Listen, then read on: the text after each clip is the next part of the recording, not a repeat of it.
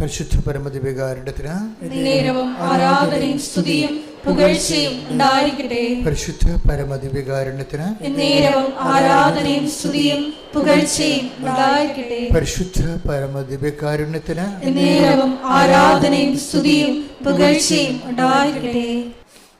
എൻ്റെ പ്രിയപ്പെട്ടവരെ,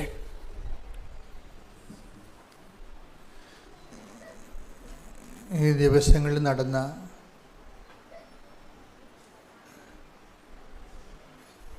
വലിയ വലിയ ഉടമ്പടി സാക്ഷ്യങ്ങൾക്കെല്ലാം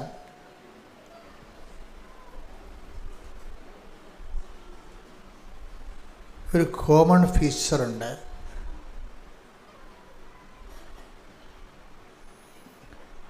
കോമൺ ഫീച്ചർ എന്ന് പറയുന്നത് പൊതുവായ ഒരു സ്വഭാവ ലക്ഷണം.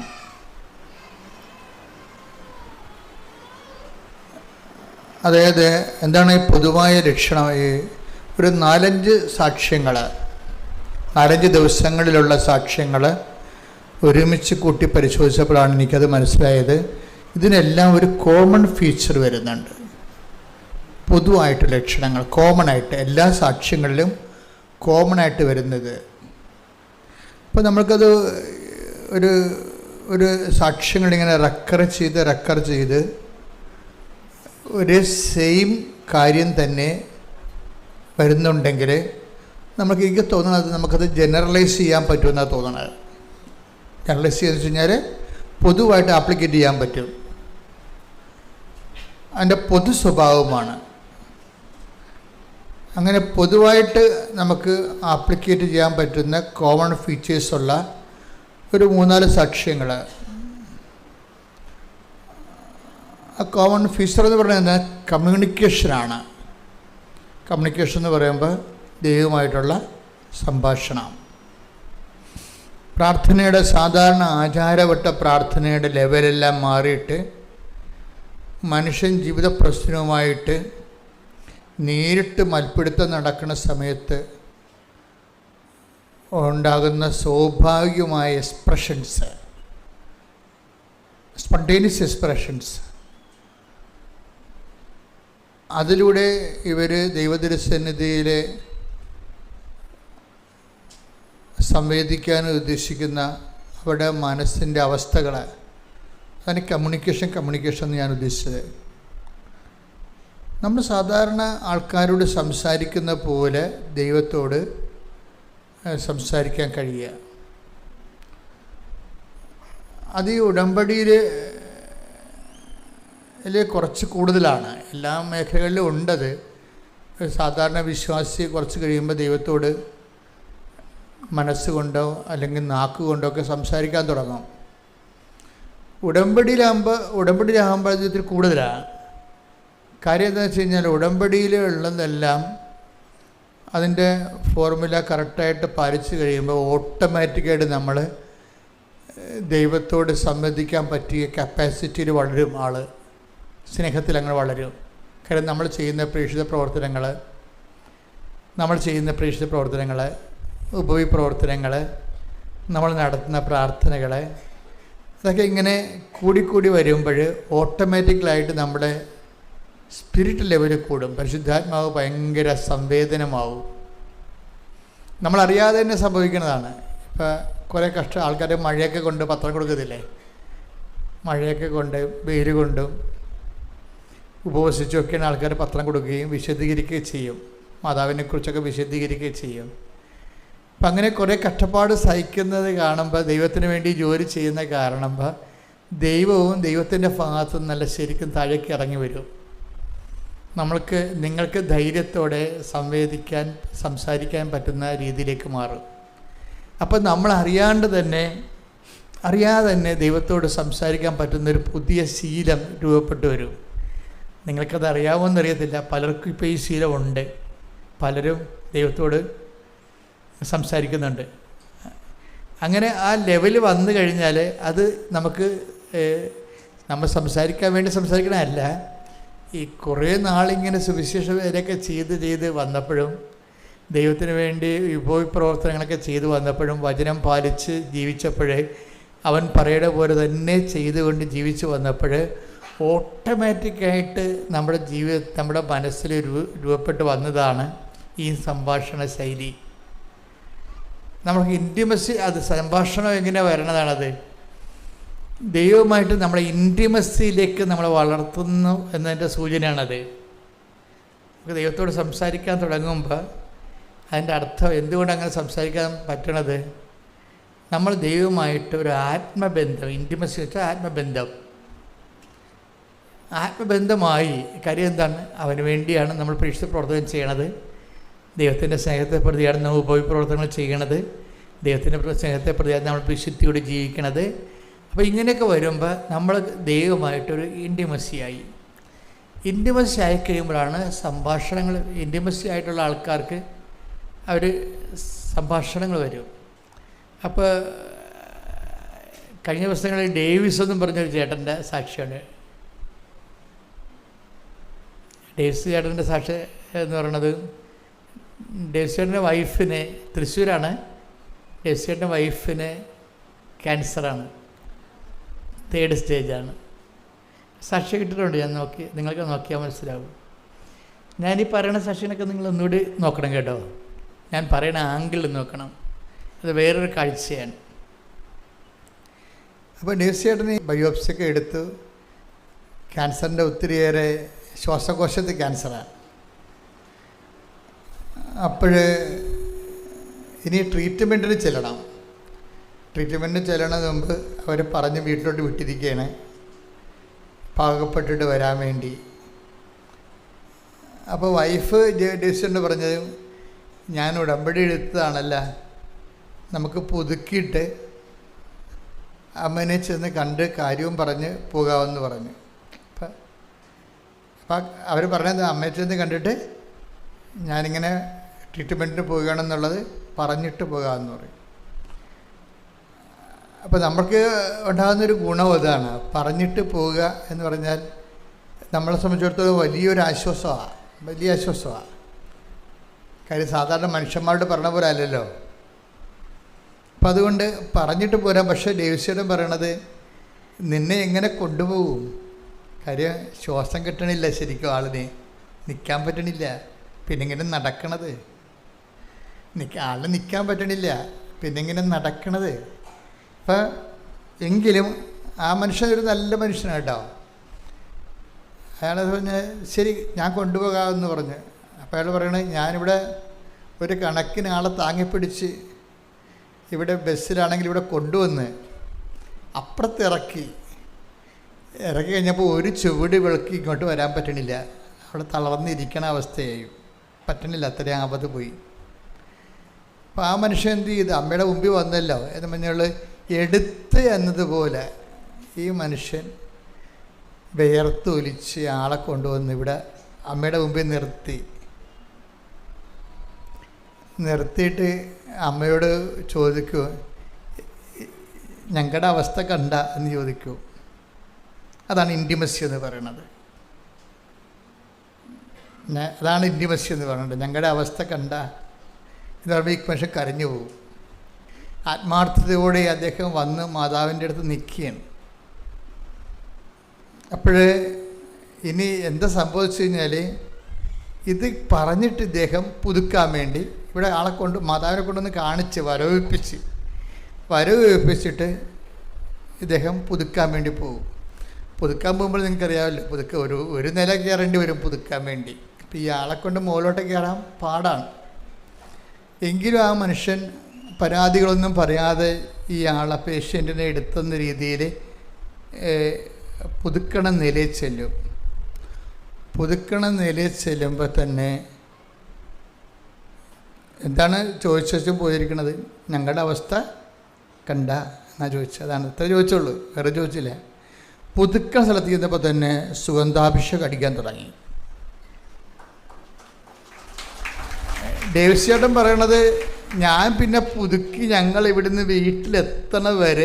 വീട്ടിൽ വരെ ഞങ്ങളത് ഫോളോ ചെയ്യുന്നുണ്ട്, സുഗന്ധാഭിഷേകം ഫോളോ ചെയ്യാൻ. അതിൻ്റെ അർത്ഥം ഡേവിസിന് മനസ്സിലാക്കണം, ഇതിവിടെ ആരും മുല്ലപ്പൂ ഉപയോഗിച്ചതും സെൻ്റടിച്ചതല്ല, ഞാൻ തന്നെയാണ് ഞങ്ങളുടെ അവസ്ഥ കണ്ടോ എന്നല്ല ചോദിച്ചത്, ഞാൻ കണ്ടു എന്ന് നിന്നെ ബോധ്യപ്പെടുത്താൻ വേണ്ടിയാണ് ഇത് വീട് വരെ വരും. സഞ്ചാരി മാതാവ് വീട് വരെ സുഗന്ധാഭിഷേകമായിട്ട് വരും.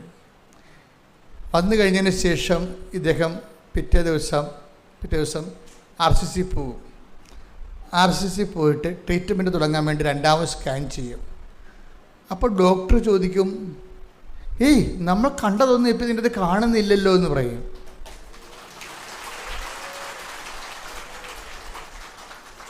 അപ്പോൾ ഡേവിസ്ചറിനോട് അവർ ചോദിക്കുക, നിങ്ങൾ എന്ത് ചെയ്തു? ഞങ്ങൾ കൃപാസന അമ്മയെ കാണാൻ പോയി. അതാണ് സംഭവം. ഞങ്ങളുടെ അവസ്ഥ കണ്ടോന്ന് ചോദിച്ചില്ലേ, അത്രേ ഉള്ളൂ.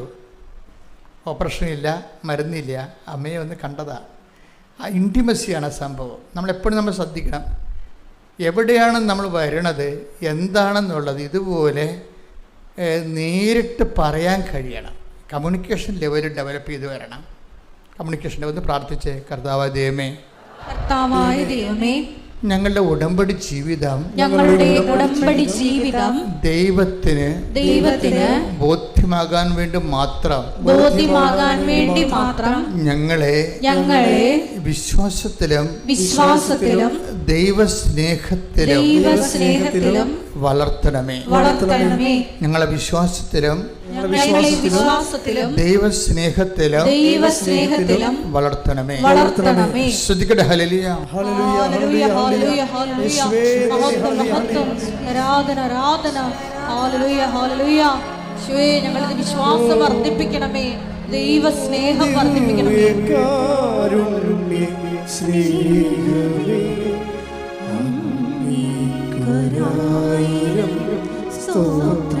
ഒരുമിച്ച് പാടുക.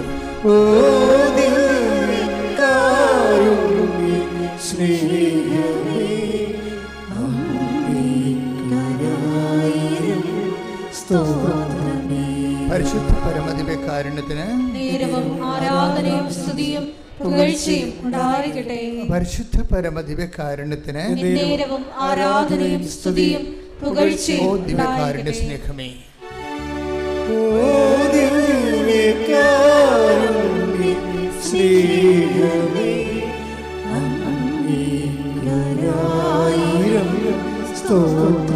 കൈകൾ കർത്താവിന്റെ നേരെ നോക്കിക്കൊണ്ട്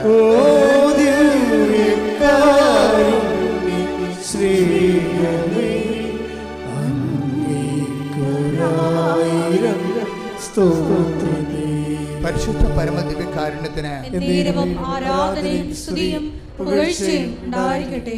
പരിശുദ്ധ പരമദിവ്യകാരുണ്യത്തിന് ആരാധനയും സ്തുതിയും പുകഴ്ചയും ഉണ്ടായിരിക്കട്ടെ. സ്നേഹമേ.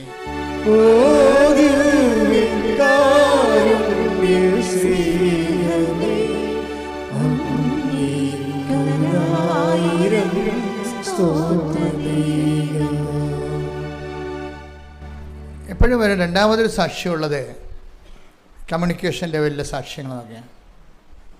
നിങ്ങളും ഇതുപോലെ കമ്മ്യൂണിക്കേഷൻ ലെവൽ വളരണേ. അതിനുവേണ്ടിയാണ് അച്ഛൻ ഇതെല്ലാം കൂട്ടിയിട്ട് പറയണത്. അത് വേറൊരു സാക്ഷി ദിവസങ്ങൾ വന്നത് ബൈജൂസ് എന്ന് പറഞ്ഞൊരു സാക്ഷിയുണ്ട്. ബൈജൂസ് പൊൻകുന്നത്തുകാരനാണ്. ആസ്ട്രേലിയയിൽ അദ്ദേഹം ഒരു കമ്പനി ജോലി ചെയ്യുകയാണ്. പിന്നെ കരാട്ട ക്ലാസ് നടത്തും. അപ്പോൾ 2 തരം ജോലി അദ്ദേഹം ചെയ്യണം. അപ്പോൾ അത് കുറേ വർഷമായി അതിങ്ങനെ ചെയ്യണേ. അപ്പോൾ ബൈജൂസിൻ്റെ പ്രോബ്ലം എന്ന് വെച്ച് കഴിഞ്ഞാൽ അദ്ദേഹത്തിന് ഈ കൃപാസനത്തിനോട് വെറുപ്പാണ്. അതിൻ്റെ കാരണം വെച്ചാൽ പണ്ട് കുറേ പാഴ് വീഡിയോകൾ കണ്ടിട്ടുണ്ട് പുള്ളി. കുറേ കള്ള വീഡിയോ ഒക്കെ ആൾക്കാർ നമ്മളെ കളിയാക്കാൻ വേണ്ടി ഇട്ടില്ലായിരുന്നില്ലേ, പത്രം തിന്നെന്നൊക്കെ പറഞ്ഞുകൊണ്ട്. അത് സംഭവിക്കാത്ത കാര്യമാണ്. പക്ഷേ ആൾക്കാർ ഇത് വെച്ച് ഒത്തിരി പേര് നമ്മളെ ഉപദ്രവിച്ചിട്ടുണ്ട്. അപ്പോൾ അത് സത്യമാണെന്ന് വിശ്വസിച്ച ഒരാളാണ് ബൈജൂസ്. ബൈജൂസ് സത്യമാണെന്ന് വിശ്വസിക്കാൻ കാരണമുണ്ട്. അയാളൊരു പക്ക കാത്തലിക്കാണ്. എന്ന് വെച്ച് കഴിഞ്ഞാൽ കൃത്യമായ രീതിയിൽ കത്തോലിക്ക ജീവിതം ജീവിക്കുന്ന ആളാണ്. അപ്പോൾ അദ്ദേഹം നമ്മളെക്കുറിച്ച് കേട്ടപ്പോഴിങ്ങനെ ഇത് അന്ധവിശ്വാസം പ്രചരിപ്പിക്കണ പോലെ അദ്ദേഹത്തിന് തോന്നി. നാട്ടുകാർ അങ്ങനെയല്ലേ നമ്മളെക്കുറിച്ച് ആരോപിച്ചിരിക്കണത്. അല്ലെങ്കിൽ ഈ കാലങ്ങളിൽ കഴിഞ്ഞ ദിവസങ്ങളിൽ ഒരു മനുഷ്യനെ ഇന്ത്യൻ ആർമി പിടിച്ചുകൊണ്ട് പോയി, ഒരു യൂട്യൂബറിനെ. അയാൾ കഴിഞ്ഞ മാസം വരെ പറഞ്ഞുകൊണ്ടിരുന്നത് എന്താണ്? കൃപാസനത്തിൽ പത്രത്തിൽ ഇരുന്നാൽ സുഖപ്പെടുമെന്ന് ഞാൻ പറഞ്ഞെന്നാണ്. ഞാൻ പ്രതികരിക്കാനൊന്നും പോയില്ല. പ്രതികരിക്കേണ്ട ആൾ മുകളിൽ നിന്ന് പ്രതികരിച്ച ആളിപ്പകത്താവും. അപ്പം ഇങ്ങനെ കുറേ തരത്തിലുള്ള തെറ്റിദ്ധാരണകളൊക്കെ സമൂഹത്തിൽ പിശാച് ചെയ്തു വെച്ചിട്ടുണ്ട്. അപ്പം അതിൻ്റെ ഒരു ഇരയാണ് ഈ ബൈജൂസ്. എൻ്റെ ഇര ഈ മനുഷ്യൻ്റെ ഉള്ളിൽ നിന്ന് നമുക്കറിയാമല്ലോ, വിശ്വാസം എടുത്തു കളയാൻ വേണ്ടി എപ്പോഴും ശത്രു പണികൾ ചെയ്തുകൊണ്ടിരിക്കും അല്ലേ. പ്രഭു നല്ല വിത്തല്ലേ നീ വിതച്ചത്, പിന്നെ കളകൾ എങ്ങനെ. മത്തായി 13:27-28 തിരുവചനങ്ങൾ. മത്തായിയുടെ സുവിശേഷം 13-27-28 വാക്യങ്ങൾ. വേലക്കാർ ചെന്ന് വീട്ടുടമസ്ഥനോട് ചോദിച്ചു, യജമാനനെ, നീ വയലിൽ നല്ല വിത്തല്ലേ വിതച്ചത്, പിന്നെ കളകളുണ്ടായത് എവിടെ നിന്ന്?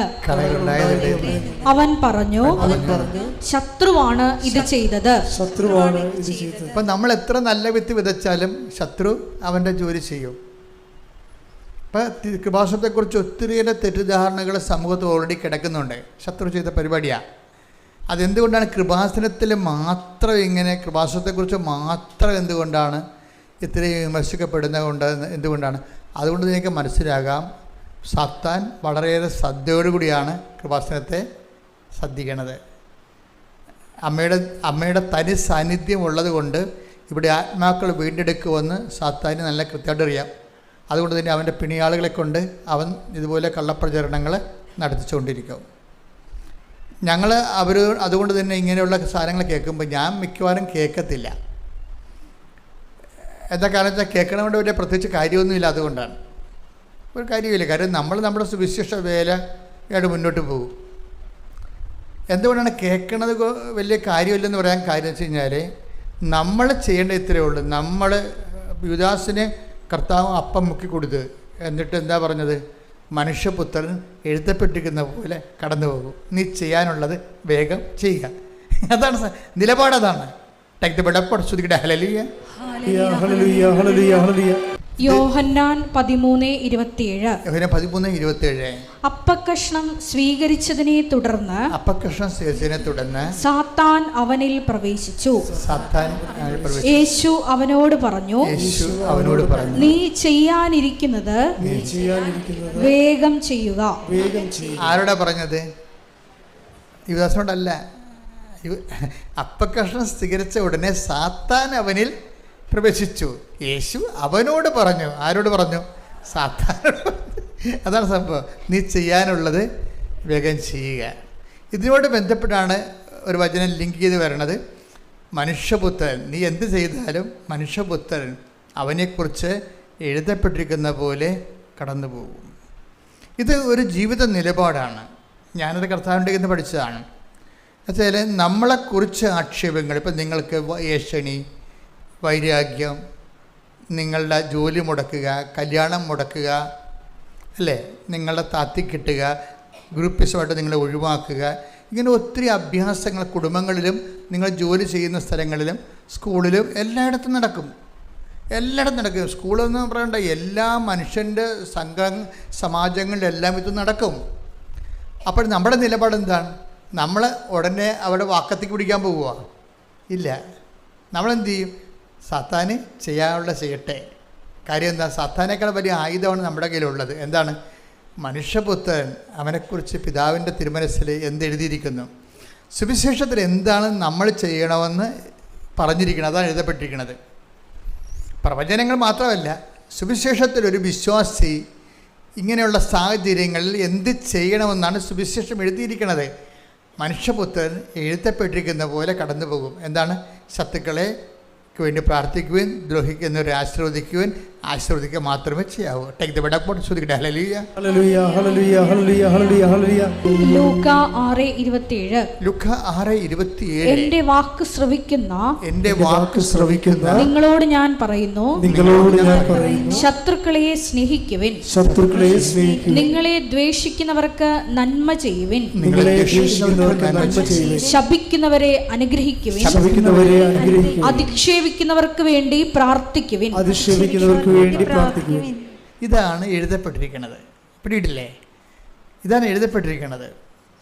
ഒരു വ്യക്തി പ്രതിരോധത്തിൽ വരികയും മറ്റുള്ളവർ നമ്മളെ സൈഡ്ലൈൻ ചെയ്യുകയും ഒഴിവാക്കുകയും നമ്മൾ വട്ടം ചവിട്ടുകയും നമ്മൾ വളർച്ച മുരടിപ്പിക്കുകയും നമ്മളെക്കുറിച്ച് ദൂഷണങ്ങളെല്ലാം പറഞ്ഞ് പരത്തുകയും ചെയ്യുമ്പോൾ നമുക്ക് പറയാനുള്ളത് എന്താണ്? നിങ്ങൾ ചെയ്യാനുള്ളത് വേഗം ചെയ്യുക. കാര്യം നിന്നിൽ സാത്താൻ വസിച്ചുകൊണ്ടാണ് നീ ഇത് ചെയ്യണത്. അപ്പം നമ്മളെന്താ ചെയ്യേണ്ടത്? മനുഷ്യപുത്രൻ എഴുതപ്പെട്ടിരിക്കുന്നത് ഇങ്ങനെയുള്ള സിറ്റുവേഷനിൽ നമ്മൾ എന്ത് ചെയ്യണമെന്നാണ് വചനത്തിൽ എഴുതിയിരിക്കുന്നത്. അതാണ് സംഭവം. അല്ല, യേശുക്രിസ്തുവിനെക്കുറിച്ച് പറഞ്ഞ പ്രവചനങ്ങളെക്കാൾ ഉപരി ഇങ്ങനെയുള്ള സിറ്റുവേഷൻസ് വരുമ്പോൾ ഇങ്ങനെയുള്ള സാഹചര്യത്തിൽ എന്താണ് ചെയ്യണമെന്നാണ് അവൻ പറയണ പോലെ ചെയ്യുകയല്ലേ ഉടമ്പടി, അല്ലേ? അവൻ പറയണ പോലെ ചെയ്യുന്നതാണല്ല, ചെയ്തോളാമെന്നാണല്ലോ നമ്മൾ ഉടമ്പടി പറയണത്. അപ്പോൾ ഇങ്ങനെയുള്ള സാഹചര്യം വരുമ്പോൾ ചിലപ്പോൾ നാത്തൂനാകാം, ചിലപ്പോൾ ഹെഡ് മാസ്റ്ററാകാം, ചിലപ്പോൾ യൂണിയൻകാരാകാം, ചിലപ്പോൾ അയൽവാസികളാകാം. ഇങ്ങനെ ഉടമ്പടി ജീവിതത്തിന് ഒത്തിരിയേറെ ആൻറ്റിവൈറസുകളുണ്ടാവും. ഇപ്പം നമ്മളും അവരെപ്പോലെ ഒരു വൈറസായിരിക്കുന്ന സമയത്ത് നമുക്കത് പ്രശ്നമല്ല. നമ്മളൊരു വിശുദ്ധിയിലേക്കും കർത്താവിൻ്റെ സുവിശേഷ വിഹിതമായ ജീവിതത്തിലോട്ട് വരുമ്പോഴായിരിക്കും ഈ സംഭവങ്ങളെല്ലാം പത്തി വിടർത്തി വരണത്. അപ്പോൾ നിങ്ങളെന്ത് ചെയ്യണം? ഇത് മൗനമായിട്ട് നിന്നുകൊണ്ട് ഇതിനെ നീ ചെയ്യാനുള്ളത് വേഗം ചെയ്തോളാൻ പറഞ്ഞു. നമ്മളെന്ത് ചെയ്യും? മനുഷ്യപുത്രൻ എഴുതപ്പെട്ടിരിക്കുന്നവർ ഈ വിഷയത്തിൽ ഞാൻ എന്ത് നിലപാടെടുക്കണമെന്നാണ് എൻ്റെ കർത്താവ്. ഇപ്പം കഴിഞ്ഞ ദിവസങ്ങളിലേ ഇവിടെ ഒരു സാക്ഷ്യം വന്ന് സാക്ഷ്യമൊക്കെ എഴുതി വാങ്ങിച്ച് അത് പറയിപ്പിക്കണ ഒരു സിറ്റുവേഷൻ ആയപ്പോൾ ഇവിടെ സാക്ഷ്യത്തെ പറയിപ്പിക്കുന്നവർ അതിൻ്റെ ഇടപെട്ട് പറഞ്ഞു, ചേച്ചി അത് 20 വർഷമായിട്ട് മക്കളില്ല അവർക്ക്. 20 വർഷമായിട്ട് അവർക്ക് മക്കളില്ല. അതാണ് വിഷയം. ഉടമ്പടി എടുത്തപ്പോൾ ഉടനെ മക്കളെ കിട്ടി. അപ്പോൾ നല്ല സാക്ഷ്യമല്ലേ അത്? പക്ഷെ ഇവിടെ പറയിപ്പിച്ചില്ല. അതിൻ്റെ പറയിപ്പിക്കഴിഞ്ഞത് അത് അവരോട് ചോദിച്ചു, നിങ്ങളിത് IVF എടുത്തിട്ടാണ് ഇത് നടന്നതെന്ന് ചോദിച്ച്. അവർ പറഞ്ഞ് ഞങ്ങൾ IUI എടുത്താണെന്ന് പറഞ്ഞ്. അത് സഭാ പഠനങ്ങൾക്ക് വിരുദ്ധമല്ലേ? അതാണ് സംഭവം. സാക്ഷ്യം പറയിപ്പിക്കത്തില്ല. നമ്മളെ സംബന്ധിച്ചിടത്തോളം ഒരു സിറ്റുവേഷൻ ഉണ്ടാകുമ്പോൾ ആദ്യം വചനത്തിൽ എന്ത് പറയണം നോക്കും. രണ്ടാമതാണ് വചനത്തിൽ തന്നെ അതാത് കാലങ്ങളിൽ എന്തിനാണ് ഈ മാർപ്പാപ്പയൊക്കെ ഇത്രയും കഷ്ടപ്പെട്ട് തിരഞ്ഞെടുക്കണത്? അതിനെന്തിനാണ് സംഘത്തെ വെച്ചിരിക്കണത്? നമ്മുടെ ആത്മാവിൻ്റെ സംരക്ഷിക്കാൻ വേണ്ടിയാണ്. നമ്മുടെ ഒരു കാലങ്ങൾ മാറി മാറി വരുമ്പോൾ പുതിയ ആത്മീയ പ്രതിസന്ധികൾ ഉണരുമ്പോൾ അതിനെക്കുറിച്ച് ഉള്ളൊരു നോട്ട് തന്നിട്ട് നമ്മളെ ഗൈഡ് ചെയ്യണ്ടേ? അവിടെ കയ്യിരിക്കണ വലിയ വടി എന്താണ് ഇരിക്കണത്? ആ വടി കൊണ്ട് ഇങ്ങനെ ആടിൻ്റെ മുമ്പിൽ കൊണ്ടുപോകുന്നത് ഇങ്ങനെ അടിച്ചടിച്ചാണ് കൊണ്ടുപോകണത്. 10 അടി അപ്പുറത്ത് പിന്നെ കാഴ്ചയില്ല. അതുകൊണ്ട് ഇടയൻ്റെ കയ്യിലൊരു വടി ഉണ്ടാവും. ആ ഇടയൻ അടി കേൾക്കാൻ പറ്റുന്ന കാരണം പോകേണ്ട ദിക്ക് ഇങ്ങനെ അടിച്ച് കാണിക്കും, റോഡിലായിട്ട് അടിച്ച് കാണിക്കും. അപ്പോൾ ആടെ ആ വഴിക്ക് തിരിച്ചു പോകും. അതിനാണ് ഈ വലിയ മാർപ്പാപ്പയുടെ കയ്യിലൊക്കെ മെത്രാന്മാരുടെ കയ്യിലൊക്കെ ഒരു വടി ഇരിക്കണില്ല. അവരുടെ അതായത് നമ്മൾ വിശ്വാസത്തിന് വ്യതിചലിക്കുന്നു എന്ന് കണ്ടാൽ അവർ നമുക്ക് നോട്ട് തരും ഉടനെ. അതാണ് സഭയുടെ സംവിധാനം എന്ന് പറയണത്. ഓരോരുത്തർക്കും തോന്നിയ പോലെ ജീവിക്കാൻ പറ്റത്തില്ല.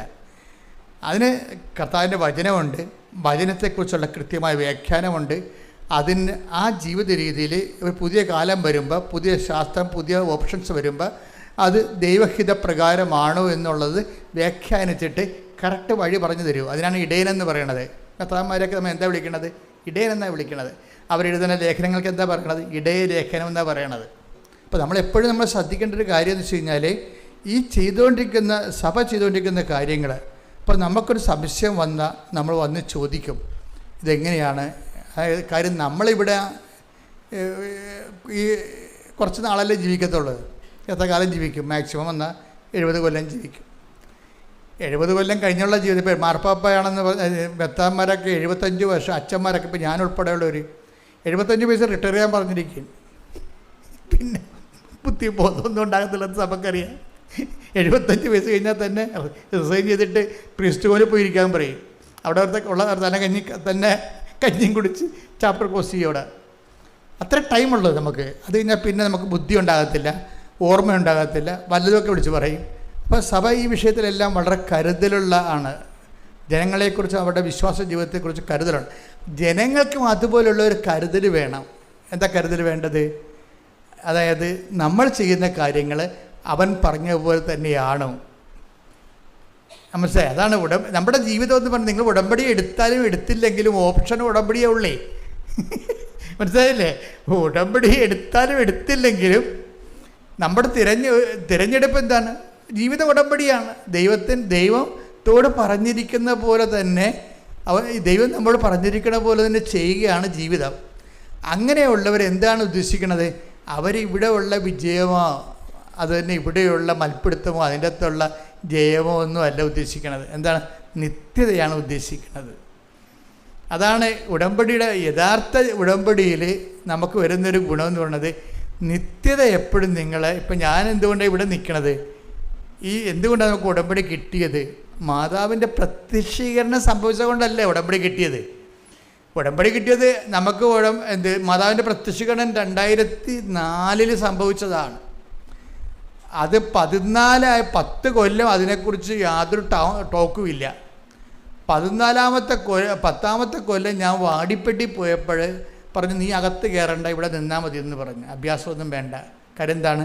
നിൻ്റെ അടുത്ത് ഞാൻ നേരെയാണ് പ്രത്യക്ഷപ്പെട്ടത്.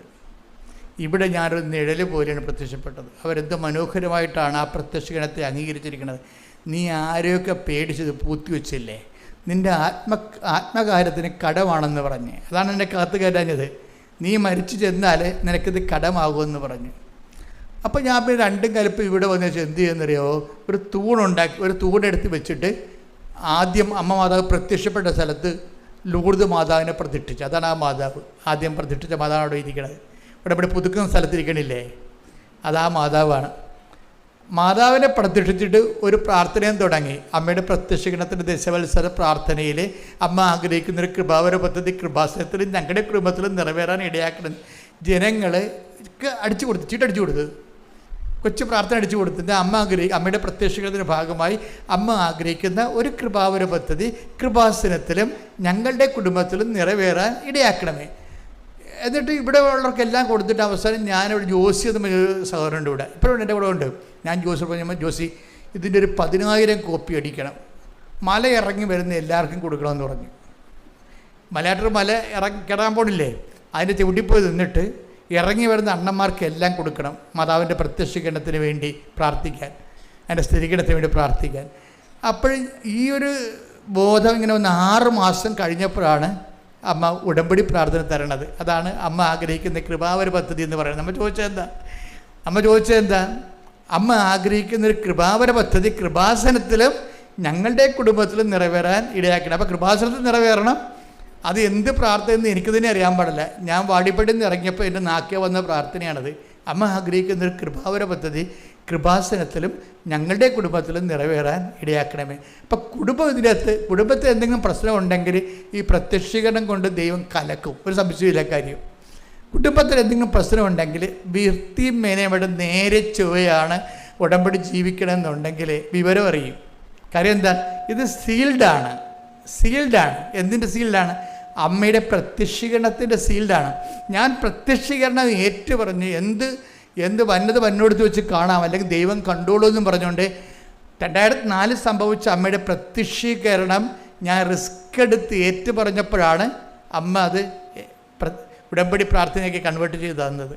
ഇതുപോലെ നിങ്ങൾ ഈ പ്രത്യക്ഷീകരണത്തിന് ഏറ്റുപറഞ്ഞാൽ ഉടമ്പടി പെട്ടെന്ന് കത്തും. അതാണ് എപ്പോഴും നമ്മൾ ഉടമ്പടി എപ്പോഴും ഫയറാക്കാനുള്ള മാർഗം എന്ന് പറയുന്നത് ഈ പ്രത്യക്ഷീകരണമാണ്. അതായത് ഇപ്പം ഞാനിപ്പോൾ അലക്സച്ചനും അതുപോലെ തന്നെ സിസ്റ്റേഴ്സൊക്കെ ഇവിടെ വന്ന് സാക്ഷ്യം പറയുന്നുണ്ട്, വിശദീകരിക്കുന്നുണ്ട്. ഇപ്പം ഞങ്ങളെന്താ ചെയ്യണമെന്ന് വെച്ച് കഴിഞ്ഞാൽ, ഞങ്ങൾ നിങ്ങളുടെ സാക്ഷ്യം എടുത്തിട്ട് അത് പ്രത്യക്ഷീകരണത്തിൻ്റെ എക്സ്പ്രഷൻസ് എന്തുമാത്രം അതിൻ്റെ തൊണ്ടെന്ന് നോക്കിയിട്ട് അതനുസരിച്ചാണ് സാക്ഷ്യം വ്യാഖ്യാനിച്ച് തരണത്. അതെല്ലാം ഓരോ സാക്ഷ്യവും പ്രത്യക്ഷീകരണത്തിൻ്റെ തെളിവുകളാണ്. പ്രാർത്ഥിക്കുക. കർത്താവായ ദൈവമേ, കൃപാസനത്തിൽ ഞാൻ പരിശുദ്ധ അമ്മ വഴി അങ്ങയോട് ഉടമ്പടി എടുത്തിട്ട് ഉടമ്പടി ജീവിത രീതി എന്നെ പ്രത്യക്ഷീകരണത്തിന്റെ സാക്ഷിയാക്കാൻ എന്നെ തന്നെ ഒരുക്കുന്നതായിട്ട് ഞാൻ ഏറ്റുപറയുകയും എന്നെ സുവിശേഷത്തിന്റെ സാക്ഷിയാകാൻ സഹായിക്കണമേ എന്ന് പ്രാർത്ഥിക്കുകയും ചെയ്യുന്നു. ശ്രുതികടെ ഹല്ലേലൂയ ഹല്ലേലൂയ ഹല്ലേലൂയ യേശുവേ നന്ദി ഹല്ലേലൂയ ഹല്ലേലൂയ ഹല്ലേലൂയ ഹല്ലേലൂയ ഹല്ലേലൂയ ഹല്ലേലൂയ ഹല്ലേലൂയ നന്ദി യേശുവേ നന്ദി യേശുവേ മഹത്വം യേശുവേ ആരാധന വാഗ്ദാന പേടകമേ, സ്വർഗീയ പൊന്മകളേ, കൃപാസനത്തിൻ്റെ അമ്മേ, പ്രസാദവരമാതാവേ, വാഗ്ദാന പേടകമേ, സ്വർഗീയ പൊന്മകളേ, കൃപാസനത്തിൻ്റെ അമ്മേ, പ്രസാദവരമാതാവേ. പരിശുദ്ധ പരമദിവ്യകാരുണ്യത്തിന് നേരവും ആരാധനയും സ്തുതിയും പുകഴ്ചയും ഉണ്ടായിരിക്കട്ടെ. പരിശുദ്ധ പരമദിവ്യകാരുണ്യത്തിന് നേരവും ആരാധനയും സ്തുതിയും പുകഴ്ചയും ഉണ്ടായിരിക്കട്ടെ. അപ്പോൾ നമ്മൾ ഇനി ബൈജൂസിലേക്ക് തിരിച്ചു വരികയാണ്. അപ്പം ഈ ബൈജൂസിൻ്റെ പ്രോബ്ലം എന്താ വെച്ച് കഴിഞ്ഞാൽ, അദ്ദേഹത്തിന് ഇതുപോലെ സാത്താൻ വിതച്ച കുറേ കളകൾ വളർന്നിട്ട് കൃപാസനത്തോട് വെറുപ്പാണ്. അപ്പോൾ അങ്ങനെ ഇയാൾ ലീവിന് വീട്ടിൽ വരും, എല്ലാ ധ്യാനകേന്ദ്രങ്ങളിലും പോയി 20 വർഷവും അയാൾ ഓരോ ധ്യാനകേന്ദ്രത്തിൽ പോയി ധ്യാനം കൂടിയിട്ടുണ്ട്. 22 വർഷം 22 വർഷമായി ആസ്ട്രേലിയയിലായിട്ട് വരുമ്പോൾ, കുടുംബസമേതം വരുമ്പോഴേ ഇവരെല്ലാവരും കൂടി കേരളത്തിൽ വരുമ്പോൾ ഏതെങ്കിലും ഒരു ധ്യാനകേന്ദ്രം കണ്ടുപിടിച്ചിട്ട് അവിടെ പോയി ഒരു ധ്യാനം കൂടും. എന്നിട്ട് ജീവിതം വിശുദ്ധീകരിച്ചിട്ട് അദ്ദേഹം തിരിച്ചു പോകും. അപ്പോൾ അതുകൊണ്ട് അദ്ദേഹത്തെ സംബന്ധിച്ചിടത്തോളം അദ്ദേഹത്തിനൊരു നല്ല സൂപ്പർ കോൺഷ്യസ് ഉണ്ട്. എന്താണ്? തങ്ങളെ റൈറ്റ് വഴികളിലാണ് പോണത്. കുടുംബജീവിതം ആധ്യാത്മികമാണ്, അത് കത്തോലിക്ക ജീവിത രീതിയാണ് എന്നൊക്കെ നല്ല ബോധ്യമുണ്ട്. അതുകൊണ്ട് കുറച്ച് സെൽഫ് കോൺഫിഡൻസ് ഉണ്ടാകും. അപ്പോൾ ഒരു ദിവസം ഇത് ഈ ചെറുപ്പക്കാരൊക്കെ കൊണ്ടുവന്ന് പുള്ള വീടിൻ്റെ വാതിക്കൽ കൃപാസനം പത്രം വെച്ചും പോകും. അപ്പോൾ ഇയാളെ വീട്ടിൽ നിന്ന് പറഞ്ഞ് ഇവന്മാർക്ക് ബോധമില്ലേ, പ്രാന്തന്മാർ, ഈ അന്ധവിശ്വാസം എന്തിനാണ് ഇവന്മാർ ഇങ്ങനെ പ്രചരിപ്പിച്ചുകൊണ്ട് നടക്കുന്നത്? ഒന്നിലെ അവന്മാർ ചെറുപ്പമല്ലേ, അവന്മാർ പഠിച്ചിട്ട് വല്ല പ്രയോജനമില്ല, പഠിച്ച് വിദ്യാഭ്യാസമുണ്ട് പക്ഷേ വിവരമില്ല എന്നൊക്കെ പറഞ്ഞാൽ പെയ്തും പെരുക്കി പിള്ളേർ കൊണ്ടുവന്ന് കൃപാസന പത്രം പിള്ളേർ വാതിക്കൽ വെച്ചുകൊണ്ട് പോകുമ്പോൾ ഇതുപോലെയുള്ള കുറേ ഡയലോഗൊക്കെ ഫിറ്റ് ചെയ്ത് പിള്ളകത്തിരിക്കും. ഒരു ദിവസം ഒരു അമ്മയും മകളും കൂടി വരും. ഒരു അമ്മയും മകളും കൂടി വന്നിട്ട് ഈ ചേട്ടനൊക്കെ ഭവിച്ചേട്ടനെ കാണും, ലീവിന് വന്നപ്പോൾ കാണും. പിന്നെ ഞങ്ങളെ കൃപാസന മാതാവിനെക്കുറിച്ച് പറയാൻ വേണ്ടി വന്നതാണ്. ഇയാളുടെ വീട്ടിൽ കയറുന്നുണ്ടേ, ഇവരെ കാര്യമൊന്നുമില്ല. ഈ അമ്മയും മകളും കൂടി അവിടുത്തെ ആ നാട്ടിലുള്ള ആരാണ്. അപ്പോൾ വൈദ്യുസ്തനോട് പെരുഷ പ്രവർത്തനം ചെയ്യുകയാണ് നടന്ന്. അപ്പോൾ അതിൻ്റെ പേരിൽ വീട്ടിൽ കയറിയതാണ്. വീട്ടിൽ കയറിയിട്ട് പത്രം കൊടുത്തിട്ട് എല്ലാവരും പിള്ളേരൊക്കെ ചെയ്തുകൊണ്ടിരുന്നത് എന്താണ്? പഠിക്കൽ പൂട്ടിക്കിടന്ന് പഠിക്കൽ പത്രം വെച്ച് പോയി കളഞ്ഞില്ലേ. ഇവരങ്ങനെയല്ലേ, ഇവരകത്ത് കയറി ബൈജുവിനെ കണ്ടിട്ട് അയാളൊരു നല്ല മനുഷ്യനായതുകൊണ്ട് സംസാരിക്കുന്നതിന് കുഴപ്പമൊന്നുമില്ല. പക്ഷേ അദ്ദേഹത്തിനോട് ഞങ്ങൾ കൃപാസന മാതാവിനെക്കുറിച്ച് നിങ്ങളോട് പറയാൻ വേണ്ടി വന്നതാണ്, ഇതാണ് അവിടുത്തെ പത്രം. അപ്പോൾ ഇയാൾ ഇതൊക്കെ ഞാൻ കുറേ കണ്ടിട്ടുള്ളതാണെന്ന് പറയും. ഇത് ഇയാളെ എന്ത് തട്ടാപ്പിടിയൊക്കെ പറയും. അപ്പോൾ ഈ ലമിച്ച് പറയും, അങ്ങനെയല്ല ബൈജു, കൃപാസന മാതാവ് സഞ്ചാരി മാതാവാണെന്ന് പറയും. നമ്മൾ പറയുന്ന സ്ഥലത്ത് വരുമെന്ന് പറയും. അതൊക്കെ ഞങ്ങളുടെ അനുഭവം എന്ന് പറയും. അപ്പോൾ ഇത് കേട്ടപ്പോൾ ഇപ്പോൾ സഞ്ചാരി മാതാവ് ഇവിടെ കേട്ടിട്ടില്ല. സഞ്ചാരി മാതാവ് ആരുണ്ടാക്കിയതാണെന്നറിയോ? ജോസഫ് ഉണ്ടാക്കിയതില്ലേ? സഞ്ചാരി മാതാവ് നിങ്ങളുണ്ടാക്കിയതാണ്. കാര്യം സഞ്ചാരി മാതാവിനെക്കുറിച്ച് കുറേ സാക്ഷ്യങ്ങൾ വന്നിവിടെ. കാര്യം അടുക്കളയിൽ വന്ന് നിൽക്കുന്നു, അതുപോലെ തന്നെ വീട്ടിൽ വരുന്നു, ഇങ്ങനെ അവർക്ക് കാണാൻ പറ്റുന്ന കുറേ സാക്ഷ്യങ്ങൾ ഒരിടക്ക് ഒരു 2-3 കൊല്ലം മുമ്പ് ആൾക്കാരുടെ സാക്ഷ്യങ്ങളെല്ലാം അമ്മയെ നേരിട്ട് കണ്ട കുറേ സാക്ഷ്യങ്ങൾ വന്ന്. അങ്ങനെയാണ് അമ്മ സഞ്ചാരി മാതാവാണെന്നുള്ളത് അവർക്ക് മനസ്സിലായിട്ട് അവർക്ക് പലയിടത്ത് അനുഭവങ്ങൾ വന്നപ്പോൾ ജനങ്ങളിട്ട പേരാണത്.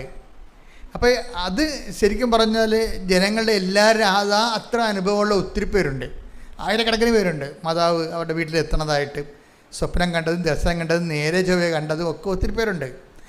അപ്പോൾ ഈ സുഗന്ധാഭിഷേകം തന്നെ ഫോളോ അപ്പ് ചെയ്യണതും കൂടെ വരണില്ല, പിന്തുടർന്ന് വരണില്ല. നമ്മളെ പിന്തുടർന്ന് വരണത് എന്താ? അതുപോലെ മഴവില്ല് വരണത്, ഇങ്ങനെ കുറേ തരത്തിൽ ദൈവത്തിൻ്റെ തനി സാന്നിധ്യം ഓരോ ഇടങ്ങളിലും നമ്മൾക്ക് ആവശ്യമുള്ള മേഖലകളെല്ലാം നമുക്ക് സപ്പോർട്ടായിട്ട് നിൽക്കുന്ന കാണുമ്പോഴാണ്. അപ്പോൾ ഈ അനുഭവങ്ങൾ ഈ അമ്മച്ചി ബൈജൂസിനോട് പറയും, കൃപാസന മാതാവ് സഞ്ചാരി മാതാവാണെന്ന്. അപ്പോൾ ഇയാൾ ശ്രദ്ധിക്കും, സഞ്ചാരി മാതാവാ ആദ്യം കേൾക്കണമല്ല എന്ന് പറയും. ആദ്യം കേൾക്കണം അദ്ദേഹം ഇങ്ങനെ സഞ്ചാരി മാതാവിനെക്കുറിച്ച്.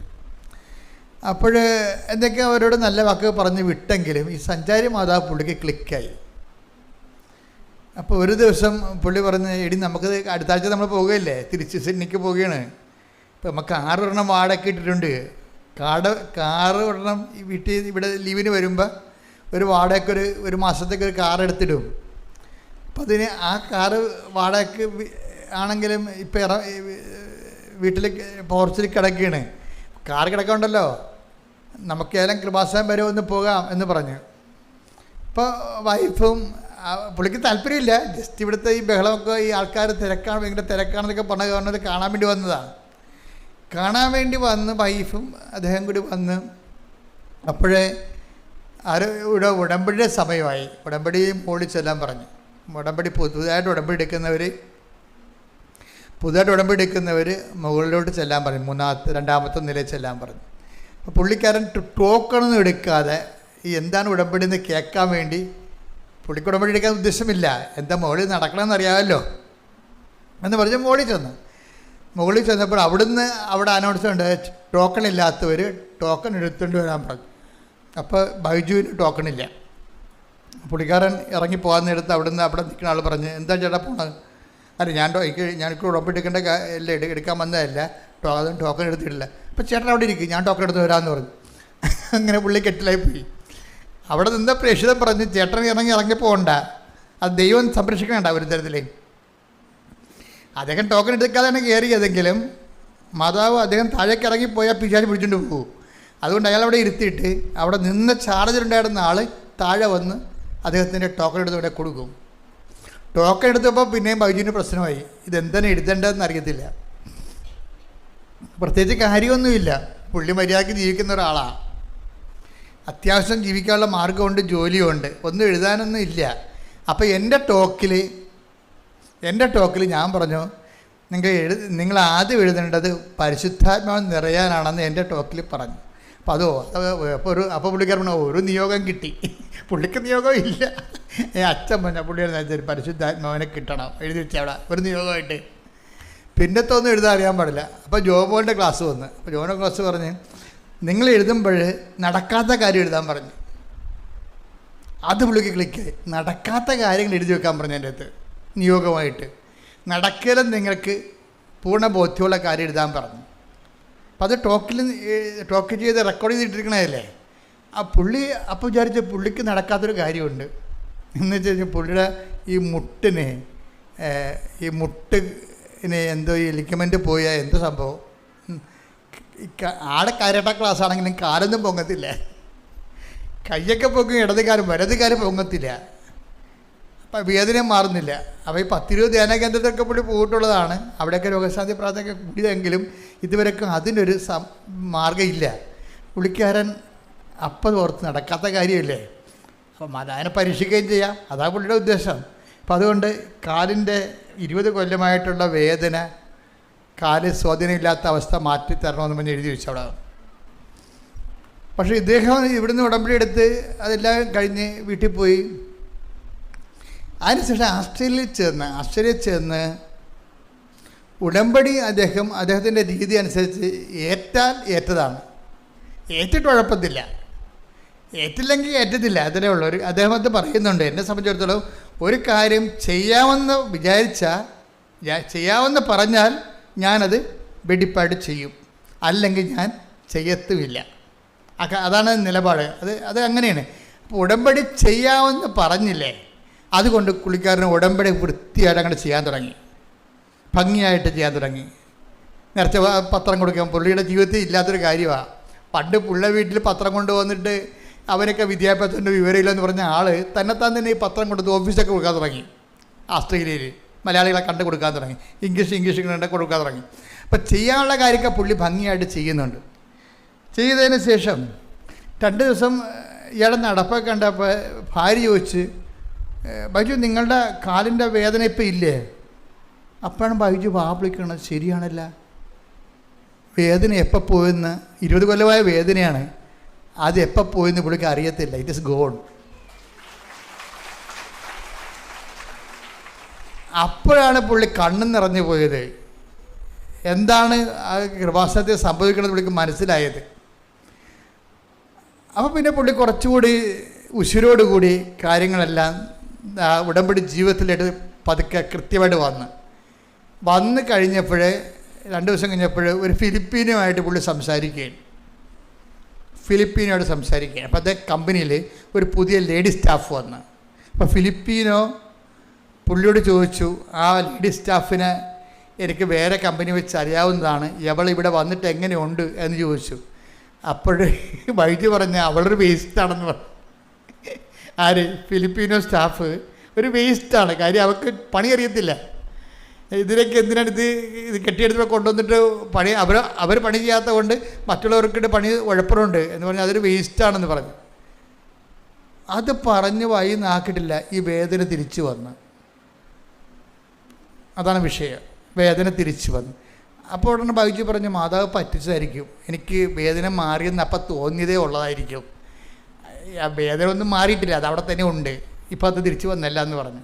പക്ഷെ കുറച്ച് കഴിഞ്ഞ് വൈകുന്നേരം ആയപ്പോൾ പുള്ളിക്ക് തോന്നി, ഞാൻ ആ ലേഡി സ്റ്റാഫിനെ കുറ്റം പറഞ്ഞപ്പോൾ എൻ്റെ നെഞ്ചിനൊരു വേദന തോന്നിയല്ല, അത് വേണ്ടായിരുന്നു, ഒഴിവാക്കാമായിരുന്നു അല്ലേ എന്ന് പറഞ്ഞ് പുള്ളി വൈകുന്നേരം ആയപ്പോൾ പള്ളിയിൽ പോയി അച്ഛനെ കണ്ടിട്ട് പറഞ്ഞ് കുമ്പസാരിച്ച്. അതാണ് ഈ കുമ്പസാരത്തിൻ്റെ ഗുണം അതാണ്.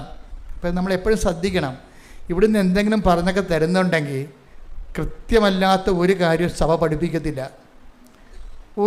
കൃത്യമല്ലാത്ത ഒരു കാര്യം സഭ ഉപദേശിക്കത്തുമില്ല. സഭയ്ക്ക് ഇങ്ങനെ കലയിൽ നിന്നുള്ള പ്രസംഗമൊന്നും ഇല്ലെങ്കിലും പറയണ കാര്യങ്ങൾ വൃത്തിയും മേനയും കൃത്യമായിരിക്കും. ഒത്തിരി കാലം സഭ പ്രാർത്ഥിച്ച് എല്ലാ മേഖലകളിലും ഡിസ്കസ് ചെയ്ത് അതിൻ്റെ സ്പെഷ്യലിസ്റ്റും എല്ലാ കാര്യവും നോക്കിയിട്ട് അതിൻ്റെ കാനോണിസ്റ്റുകൾ, അതിൻ്റെ തിയോളജിയൻസ് എല്ലാം പഠിച്ചതിന് ശേഷമേ സഭ ഒരു കാര്യം പറയത്തുള്ളൂ. അപ്പോൾ നിങ്ങളവർക്ക് മാർപ്പാപ്പയെ കൊണ്ട് പറയിപ്പിക്കണമല്ല, മാർപ്പാപ്പ ഒറ്റ ശ്വാസത്തിൽ പറയണതാണ്, രാഷ്ട്രീയക്കാരെ പോലെ പ്രസംഗം അങ്ങനല്ല. അതെല്ലാം ആ സബ്ജക്റ്റ് വൈസ് അതിന് ശാസ്ത്രജ്ഞന്മാരെ വിളിച്ചിരുത്തി പഠിക്കേണ്ടതാണെങ്കിൽ ശാസ്ത്രജ്ഞന്മാരെ വിളിച്ചിരുത്തി പഠിക്കും. ആ വിഷയങ്ങളെക്കുറിച്ച് അതിൻ്റെ സഭയുടെ നിലപാട് എന്താണെന്ന് നോക്കിയിട്ട് ആ തിരുസംഘത്തിൽ നിന്ന് കൊടുക്കുന്ന നോട്ടാണ് മാർപ്പാപ്പ പറയണത്. മാർപ്പാപ്പ പറയുന്ന കൊണ്ട് തന്നെ വിശ്വാസ സംബന്ധമായ കാര്യവും ധാർമ്മികമായ കാര്യങ്ങളും കറക്റ്റായിരിക്കും. കാര്യം അത് ഇരിക്കുന്ന ചെയർ കർത്താവ് അഴിക്കാനും ബന്ധിക്കാനും അധികാരം കൊടുത്ത ചെയർ ഇരുന്നുകൊണ്ടാണ് സഭ കാലഘട്ടത്തെ നയിക്കണത്. അപ്പോൾ അതേസമയം തന്നെ ഇവിടെ എന്ത് സംഭവിച്ചു, ഇവർക്ക് മനസ്സിലായി ആ ലേഡി സ്റ്റാഫിന് അവർക്ക് ചിലപ്പോൾ കഴിവ് കുറവായിരിക്കും, പക്ഷെ അവളെ ആക്ഷേപിക്കേണ്ട കാര്യമില്ലായിരുന്നു. എല്ലാവർക്കും ഒരുപോലെ കഴിവുണ്ടാകുമോ? എല്ലാവർക്കും ഒരുപോലെ കഴിവുണ്ടാകുമോ? ചില ആൾക്കാർ സ്ലോ ആയിരിക്കും, ചില ആൾക്കാർ എല്ലാം പൂർത്തിയായിട്ട് ചെയ്യും, പക്ഷെ സ്ലോ ആയിട്ടേ ചെയ്യത്തുള്ളൂ. ചില ആൾക്കാരെല്ലാം സ്പീഡായിട്ട് ചെയ്യും, പക്ഷേ വൃത്തിമനയില്ലാതെ ചെയ്യത്തുള്ളൂ. മനസ്സിലായില്ലേ? ഇപ്പോൾ പാത്രം കഴുകണ കാര്യം തന്നെ ചില ആൾക്കാർ പുറപ്പെടാതെ കഴുകും, പക്ഷേ നമുക്ക് മടുത്ത് നോക്കുമ്പോൾ മുട്ടയുടെ മണം ഉണ്ടാവും. പക്ഷേ ചില ആൾക്കാർ സമയമെടുത്തേ കഴുകത്തുള്ളൂ, സമയം പോവും, പക്ഷേ വൃത്തിയായിരിക്കും. അപ്പോൾ ഓരോരുത്തരും ഓരോ നേച്ചറാണ്. അപ്പം അതുകൊണ്ട് നമുക്കങ്ങനെ കയറി എല്ലാവരും അങ്ങനെ ആക്ഷേപിക്കാൻ അനുവാദം തന്നിട്ടില്ല. ദൈവത്തിൻ്റെ സൃഷ്ടിയാണല്ലോ അതും. അപ്പോൾ അവരെ ആക്ഷേപിക്കുമ്പോൾ ദൈവത്തിനെ ആക്ഷേപിക്കണമല്ലേ തിരിച്ചല്ലേ വരത്തുള്ളൂ ഈ സംഭവം. അതാണ് വിഷയമേ. ഇപ്പം ഇപ്പം പൊട്ടനാണ്, നീ പൊട്ടനാണെന്നങ്ങനെ പറഞ്ഞിട്ട് എന്ത് ചെയ്യും? നീ അങ്ങനെ ബുദ്ധിയുള്ള ആളായി. ദൈവം സൃഷ്ടിച്ചപ്പോൾ ആയതല്ലേ. അവനോട് പൊട്ടനാണ് നീ എന്ന് പറഞ്ഞിട്ട് വല്ല കാര്യമുണ്ടോ? അപ്പം നീ ബുദ്ധിയുള്ള ആളെന്നല്ല പറയണത്. നിന്നെ ബുദ്ധിയുള്ള ആളായിട്ട് സൃഷ്ടിച്ചതും അവനെ പൊട്ടനായിട്ട് സൃഷ്ടിച്ചതും ആളൊന്നും തന്നെയല്ല. നമ്മൾ മറ്റുള്ളവരെ ആക്ഷേപിക്കുമ്പോൾ കൊള്ളണത് ദൈവത്തിന് കിട്ടാണ്. അതാണ് എൻ്റെ അത് വിഷയം വരണത്. അപ്പോൾ അതുകൊണ്ട് തന്നെ വളരെ പാകതയോടുകൂടി മാത്രമേ ദൈവത്തെ അറിഞ്ഞവർ സംസാരിക്കരുത്. അറിയാത്തവർക്ക് എന്തും സംസാരിക്കാം, അവർ കുഴപ്പമില്ല. അവർക്ക് പിന്നെ ഇവിടെ കിടന്നുള്ള ജീവിതമല്ലേ ഉള്ളൂ. അത് കഴിയുമ്പോൾ ചാപ്റ്റർ ക്ലോസ് ചെയ്യത്തില്ലേ. ഇവിടെ ചാപ്റ്റർ ക്ലോസ് ചെയ്യാത്ത ആൾക്കാർ ഇവിടെ സൂക്ഷിച്ച് കൈകാര്യം ചെയ്യേണ്ടത്. അതുകൊണ്ട് ഇവൻ്റെ വിശുദ്ധി നഷ്ടപ്പെട്ട മറ്റുള്ള ആക്ഷേപിച്ച് ഇവൻ്റെ വിശുദ്ധി പോയി കഴിഞ്ഞപ്പോൾ ഇവൻ്റെ പ്രൊട്ടക്ഷൻ പോയി. ആ വേദന തിരിച്ചു വന്നു കഴിഞ്ഞപ്പോൾ ഉടനെ രാത്രി പോയി കുമ്പസാരിച്ച് ആശീർവാദം മേടിച്ച് പാപക്ഷമം മേടിച്ചു. കർത്താവിൻ്റെ പാപക്ഷമല്ല. വൈദികൻ അവിടെ ആരാണ്? കർത്താവിൻ്റെ ഒരു ആളായ്മയായിട്ടിരിക്കുകയല്ലേ. ഞങ്ങളൊക്കെ ഒരു മാധ്യമമല്ലേ, കർത്താവിൻ്റെ ഒരു മീഡിയമാണ്. കർത്താവാണ് അതിലൂടെ പ്രവർത്തിക്കുന്ന സഭയെ. അപ്പോൾ ആ അധികാരത്തിലാണ് ഇവൻ്റെ പാപം മോചിച്ച് കിട്ടി. അവനെന്താ വേണ്ടത്? പശ്ചാത്താപം വേണം. അതിനെന്താ ചെയ്യേണ്ടത്? ഇനി ഇങ്ങനെ ആവർത്തിക്കത്തില്ലെന്ന് പറയണം. അതാണ് പ്രശ്നം. ചില കുമ്പസാരക്കാർ ചിലത് ഒക്കാത്തതിൻ്റെ കാരണം എന്തറിയാമോ? പശ്ചാത്താപം ഇല്ല. ഇനി ഇങ്ങനെ ആവർത്തിക്കവില്ലേ നിങ്ങൾക്കറിയത്തില്ല. ഇപ്പോൾ തൽക്കാലം മുട്ടുശാന്തിക്ക് വേണ്ടി അഭ്യാസം കാണിക്കുന്നതാണ്. അതല്ല, ചില ആൾക്കാർക്ക് ഒന്നൊന്നര കുമ്പസാരമായിരിക്കും. സങ്കടമുണ്ട്, അത് തെറ്റാണെന്ന് മനസ്സിലായി, ഇനി ഞാനത് ആവർത്തിക്കത്തില്ലെന്ന് കുമ്പസാര കൂടെ വെച്ച് അവൻ സ്വന്തമായിട്ട് ദൈവത്തോട് പറയും. അതിന് വൈദികൻ അവന് ഉപദേശവും ആശീർവാദം കൊടുക്കും. അവൻ ഓക്കെയാവും. അവൻ്റെ രോഗവും കർത്താവ് ഏറ്റെടുക്കും. ഇവൻ കുമ്പസാരിച്ച് ആശീർവാദം മേടിച്ചപ്പോൾ തന്നെ ആ തിരിച്ചു വന്ന വേദന പിന്നെ അപ്രത്യക്ഷമായി.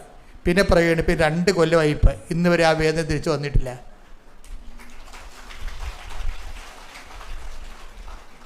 അപ്പോൾ ഇങ്ങനെ കുറച്ച് നാൾ ജീവിച്ച് കഴിഞ്ഞപ്പോൾ ബൈജൂസിന് അമ്മയുമായിട്ടൊരു കമ്മ്യൂണിക്കേഷൻ മെലിയോ, ഒരു കമ്മ്യൂണിക്കേഷൻ സംസർഗ മേഖല രൂപപ്പെട്ട് വന്നു. ഇവർ തമ്മിൽ സംസാരിക്കുന്ന രീതിയിലായി. അപ്പോൾ അമ്മയോട് പറഞ്ഞു, അമ്മേ എനിക്ക് ട്രാൻസ്ഫറാണ്, ഞാൻ പുതിയ സ്ഥലത്തേക്ക് പോവുകയാണ്. പക്ഷെ അവിടെ എനിക്ക് കരാട്ട ക്ലാസ്സൊക്കെ നടത്തി വലിയ 10 പൈസ ഭക്ഷണം കഴിക്കാൻ കിട്ടണമെങ്കിൽ കുറേ നാളെടുക്കും. എന്നെ ആർക്കും അറിയത്തില്ല. അപ്പോൾ അതുകൊണ്ട് എനിക്ക് അവിടെ ഒരു ജോലി തിരപ്പെടുത്തി തരണം, വാടകയൊക്കെ അടക്കണം, കുഞ്ഞുങ്ങളെ പഠിപ്പിക്കണം. അപ്പം ഇങ്ങനെയുള്ള കാര്യങ്ങൾ നേരെ പറയണം. മനസ്സിലായ? ഇതിനെ കമ്മ്യൂണിക്കേഷൻ എന്ന് പറയണത്.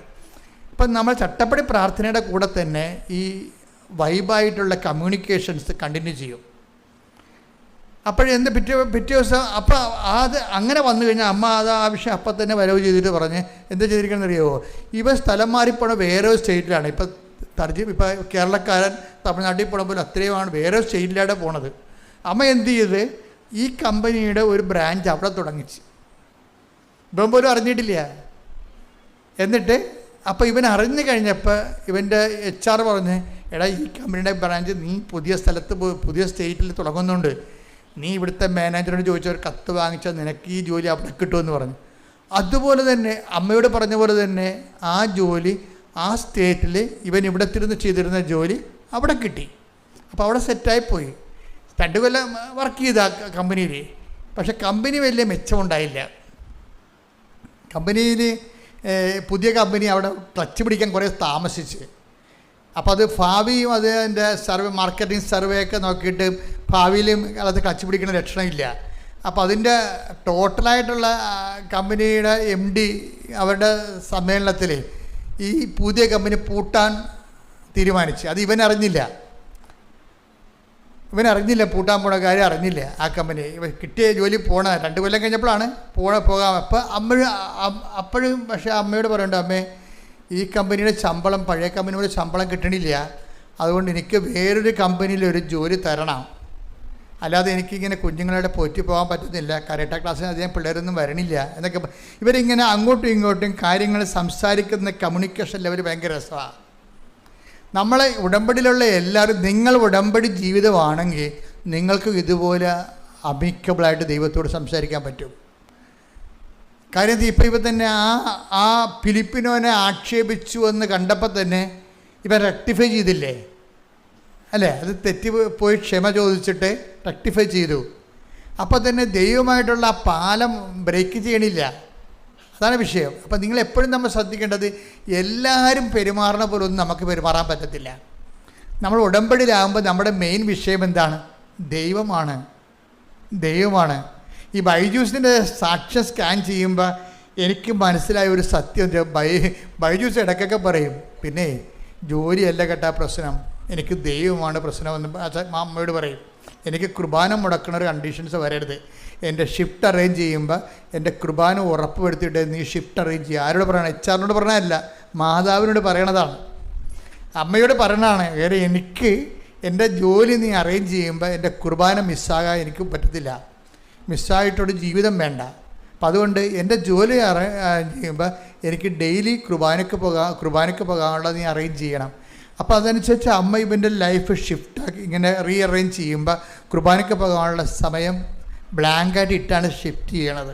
അപ്പോൾ ഇതെല്ലാം HR പറഞ്ഞു ഉണ്ടാക്കിയതല്ല, HR പറഞ്ഞിട്ടുണ്ട് വിഷയം, പക്ഷേ അമ്മയോടാണ് ആദ്യം പറയണത് ഈ വിഷയം.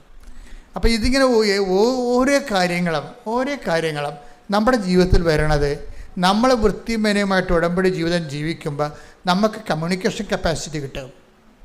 ഉടമ്പടിയിൽ ഏറ്റവും വലുത് ഈ കമ്മ്യൂണിക്കേഷൻ കപ്പാസിറ്റിയാണെന്ന് തോന്നണത്. നമുക്ക് ധൈര്യമായിട്ട് നമ്മുടെ അവസ്ഥകൾ, ഇപ്പോൾ ഡേവിസ് പറഞ്ഞത് എന്താണ്, അമ്മേ ഞാൻ ഈ കുരിശ് ചുമന്നുകൊണ്ടാണ് വരണത്, അമ്മ ഞങ്ങളെ കാണുന്നില്ലേ എന്ന്, അമ്മ ഞങ്ങളുടെ അവസ്ഥ കാണുന്നില്ലേ എന്നാണ് ചോദിക്കണത്. അപ്പോൾ അതിന് എമർജൻസി ആയിട്ട് മറുപടിയാണ്. എന്താണ്? സുഗന്ധാഭിഷേകം മനസ്സിൽ ഞാൻ കാണുന്നുണ്ട്, കൂടെയുണ്ട്, ധൈര്യമായിട്ട് മുന്നോട്ട് പോകാൻ പറയും. ഉടനെ മെസ്സേജാണ്. അപ്പോൾ അതുകൊണ്ട് ഞാൻ വളരെ അതായത് ഈ എപ്പോഴും നമ്മൾ ശ്രദ്ധിക്കേണ്ട ഒരു കാര്യമേ. മർക്കോസ് 11:23. മർക്കോസ് 11:23. സത്യമായി ഞാൻ നിങ്ങളോട് പറയുന്നു. പറഞ്ഞേ, സത്യമായി ഞാൻ നിങ്ങളോട് പറയുന്നു, സത്യമായി ഞാൻ നിങ്ങളോട് പറയുന്നു, ആരെങ്കിലും ഈ മലയോട് ഇവിടെ നിന്ന് മാറി കടലിൽ ചെന്ന് വീഴുക എന്ന് പറയുകയും ഹൃദയത്തിൽ ശങ്കിക്കാതെ താൻ പറയുന്നത് സംഭവിക്കുമെന്ന് വിശ്വസിക്കുകയും ചെയ്താൽ അവനത് സാധിച്ചു കിട്ടും.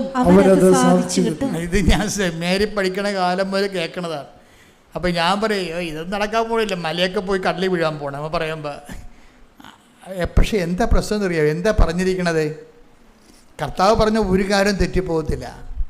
മലയെന്ന് പറഞ്ഞാൽ എന്താണ്? എവറസ്റ്റ് കൊടുമുടിയും സഖ്യപ്രദവും അല്ല, ജീവിത തടസ്സങ്ങളാണ്. ബൈജുവിന് എന്തുമാത്രം മലകളാണ് വരണമെന്ന് നോക്കിയേ. കരാട്ട ക്ലാസ്സിൽ പിള്ളേരില്ല, അതൊരു മലയല്ലേ. നിങ്ങൾക്ക് ഇത് വരുന്നില്ല, വിസ പുതുക്കി കിട്ടണില്ല, അതൊരു മലയല്ലേ. ജീവിത വഴികളുടെ ഒരു തടസ്സത്തിനല്ലേ മലയെന്ന് പറയണത്. ജീവിത വഴികളിലുള്ള തടസ്സം, അതിനാണ് ഈ മലയെന്ന് പറയണത്. അപ്പോൾ സുവിശേഷത്തിൽ അപ്പോൾ എന്താ പറയണത്? ഹൃദയത്തിൽ എന്ന് വായിച്ചേ. ഹൃദയത്തിൽ ശങ്കിക്കാതെ താൻ പറയുന്നത് സംഭവിക്കുമെന്ന് വിശ്വസിക്കുകയും ചെയ്താൽ അവന് അത് സാധിച്ചു കിട്ടും.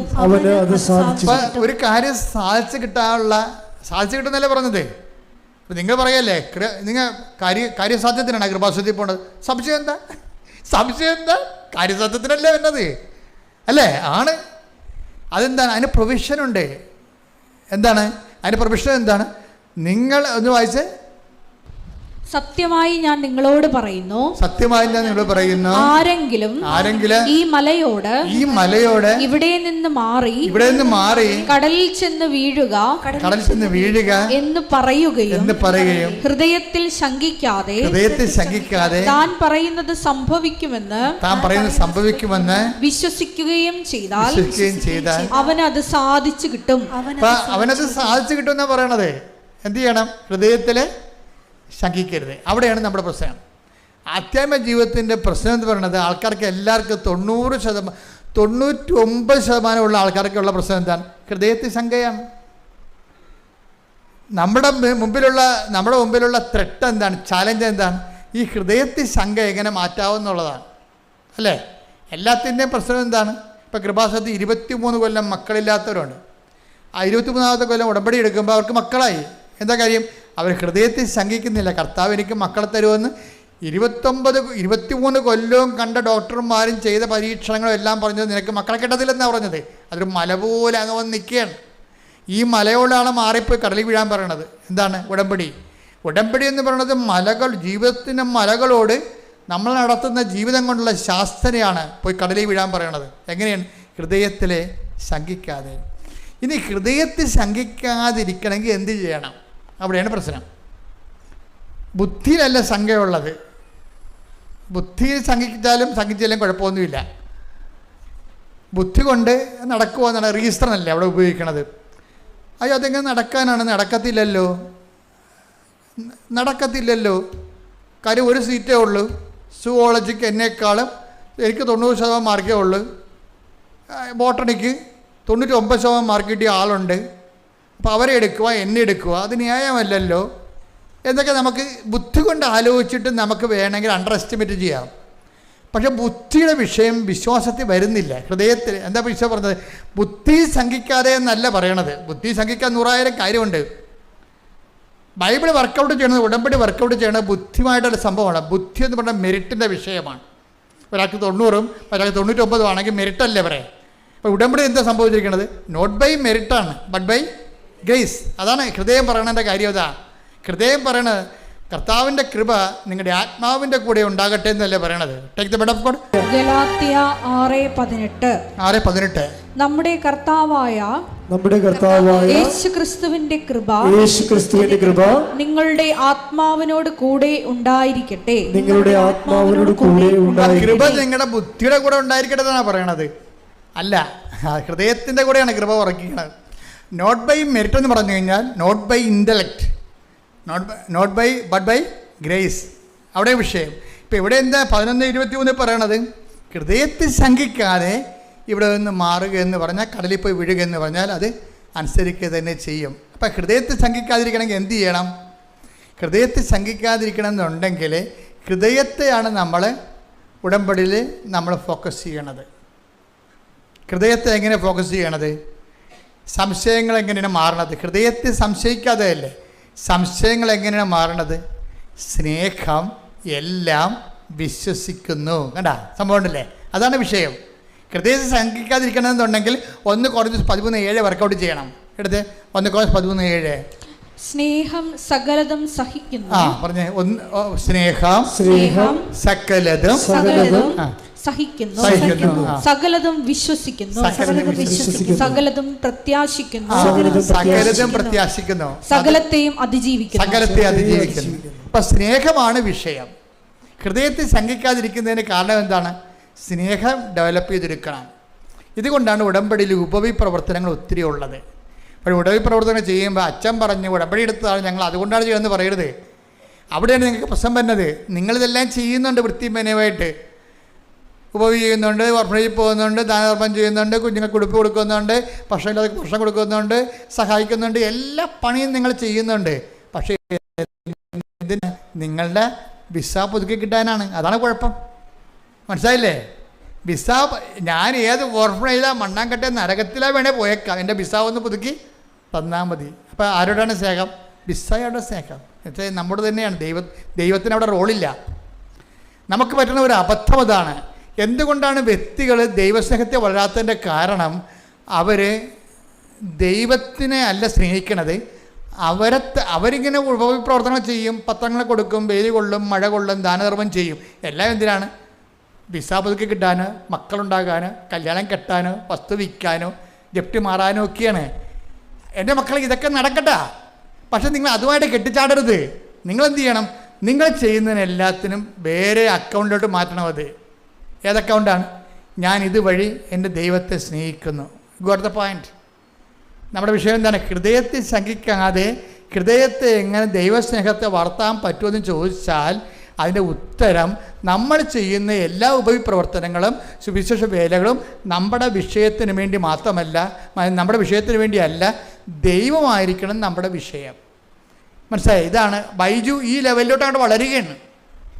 ബൈജു മാതാവിനെ കണ്ടപ്പോൾ മാതാവിനോട് പറഞ്ഞത്, അമ്മേ കാര്യങ്ങളൊക്കെ ശരിയാണ്, എനിക്ക് ജോലിയുണ്ടോ ഇല്ലാതിരിക്കുകയോ അതൊക്കെ അമ്മയുടെ പ്രശ്നമാണ്, എൻ്റെ പ്രശ്നം കുർബാനയാണെന്ന് പറയും. അതാ. അപ്പോൾ എന്താ വിഷയം? അവൻ്റെ വിഷയം എന്താണ്? അവൻ്റെ വിഷയം കുർബാനയാണെന്ന്. എനിക്ക് കർത്താവിൻ്റെ ആലയത്തിൽ വരികയും എനിക്ക് കുർബാന കൂടുകയും ചെയ്യണം. അപ്പോൾ ആ വിഷയം ആരായി? അവൻ്റെ വിഷയം എന്തായി? അവൻ്റെ വിഷയം കരാട്ടയല്ല, അവൻ്റെ വിഷയം കമ്പനിയല്ല, അവൻ്റെ വിഷയം വരുമാനമല്ല. പിന്നെ എന്താണ്? ദൈവമാണ് വിഷയം. മനസ്സിലായില്ലേ? ദൈവമാണ് വിഷയം. അപ്പോൾ ദൈവസ്നേഹം വർദ്ധിച്ച് നമ്മുടെ വിഷയം എന്നുള്ളത് വിട്ടിട്ട് ദൈവം തന്നെയാണ് നമ്മുടെ വിഷയം എന്നുള്ള ഒരു ട്രാൻസിഷൻ ഇവിടെ സംഭവിക്കണം. അതാണ് ഉടമ്പടിയുടെ വിജയം എന്ന് പറയുന്നത്. പ്രാർത്ഥിക്കുക. കർത്താവായ ദൈവമേ, എന്റെ വിഷയത്തെക്കാൾ ദൈവം തന്നെയാണ് എന്റെ വിഷയമായി മാറുന്ന ഉടമ്പടി അഭിഷേകത്തിലേക്ക് എന്നെ ഉയർത്തണമേ. ശ്രദ്ധിക്കട്ടെ. ഹല്ലേലൂയ.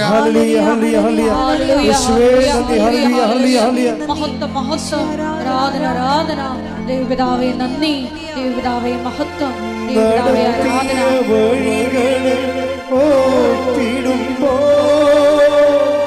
കരുതിയ കരുതൽ നിനച്ചിടുമ്പോ നടത്തിയ വഴികളെ ഓർത്തിടുമ്പോ കരുതിയ കരുതൽ നിനച്ചിടുമ്പോ സ്തുതിക്കുവാനായി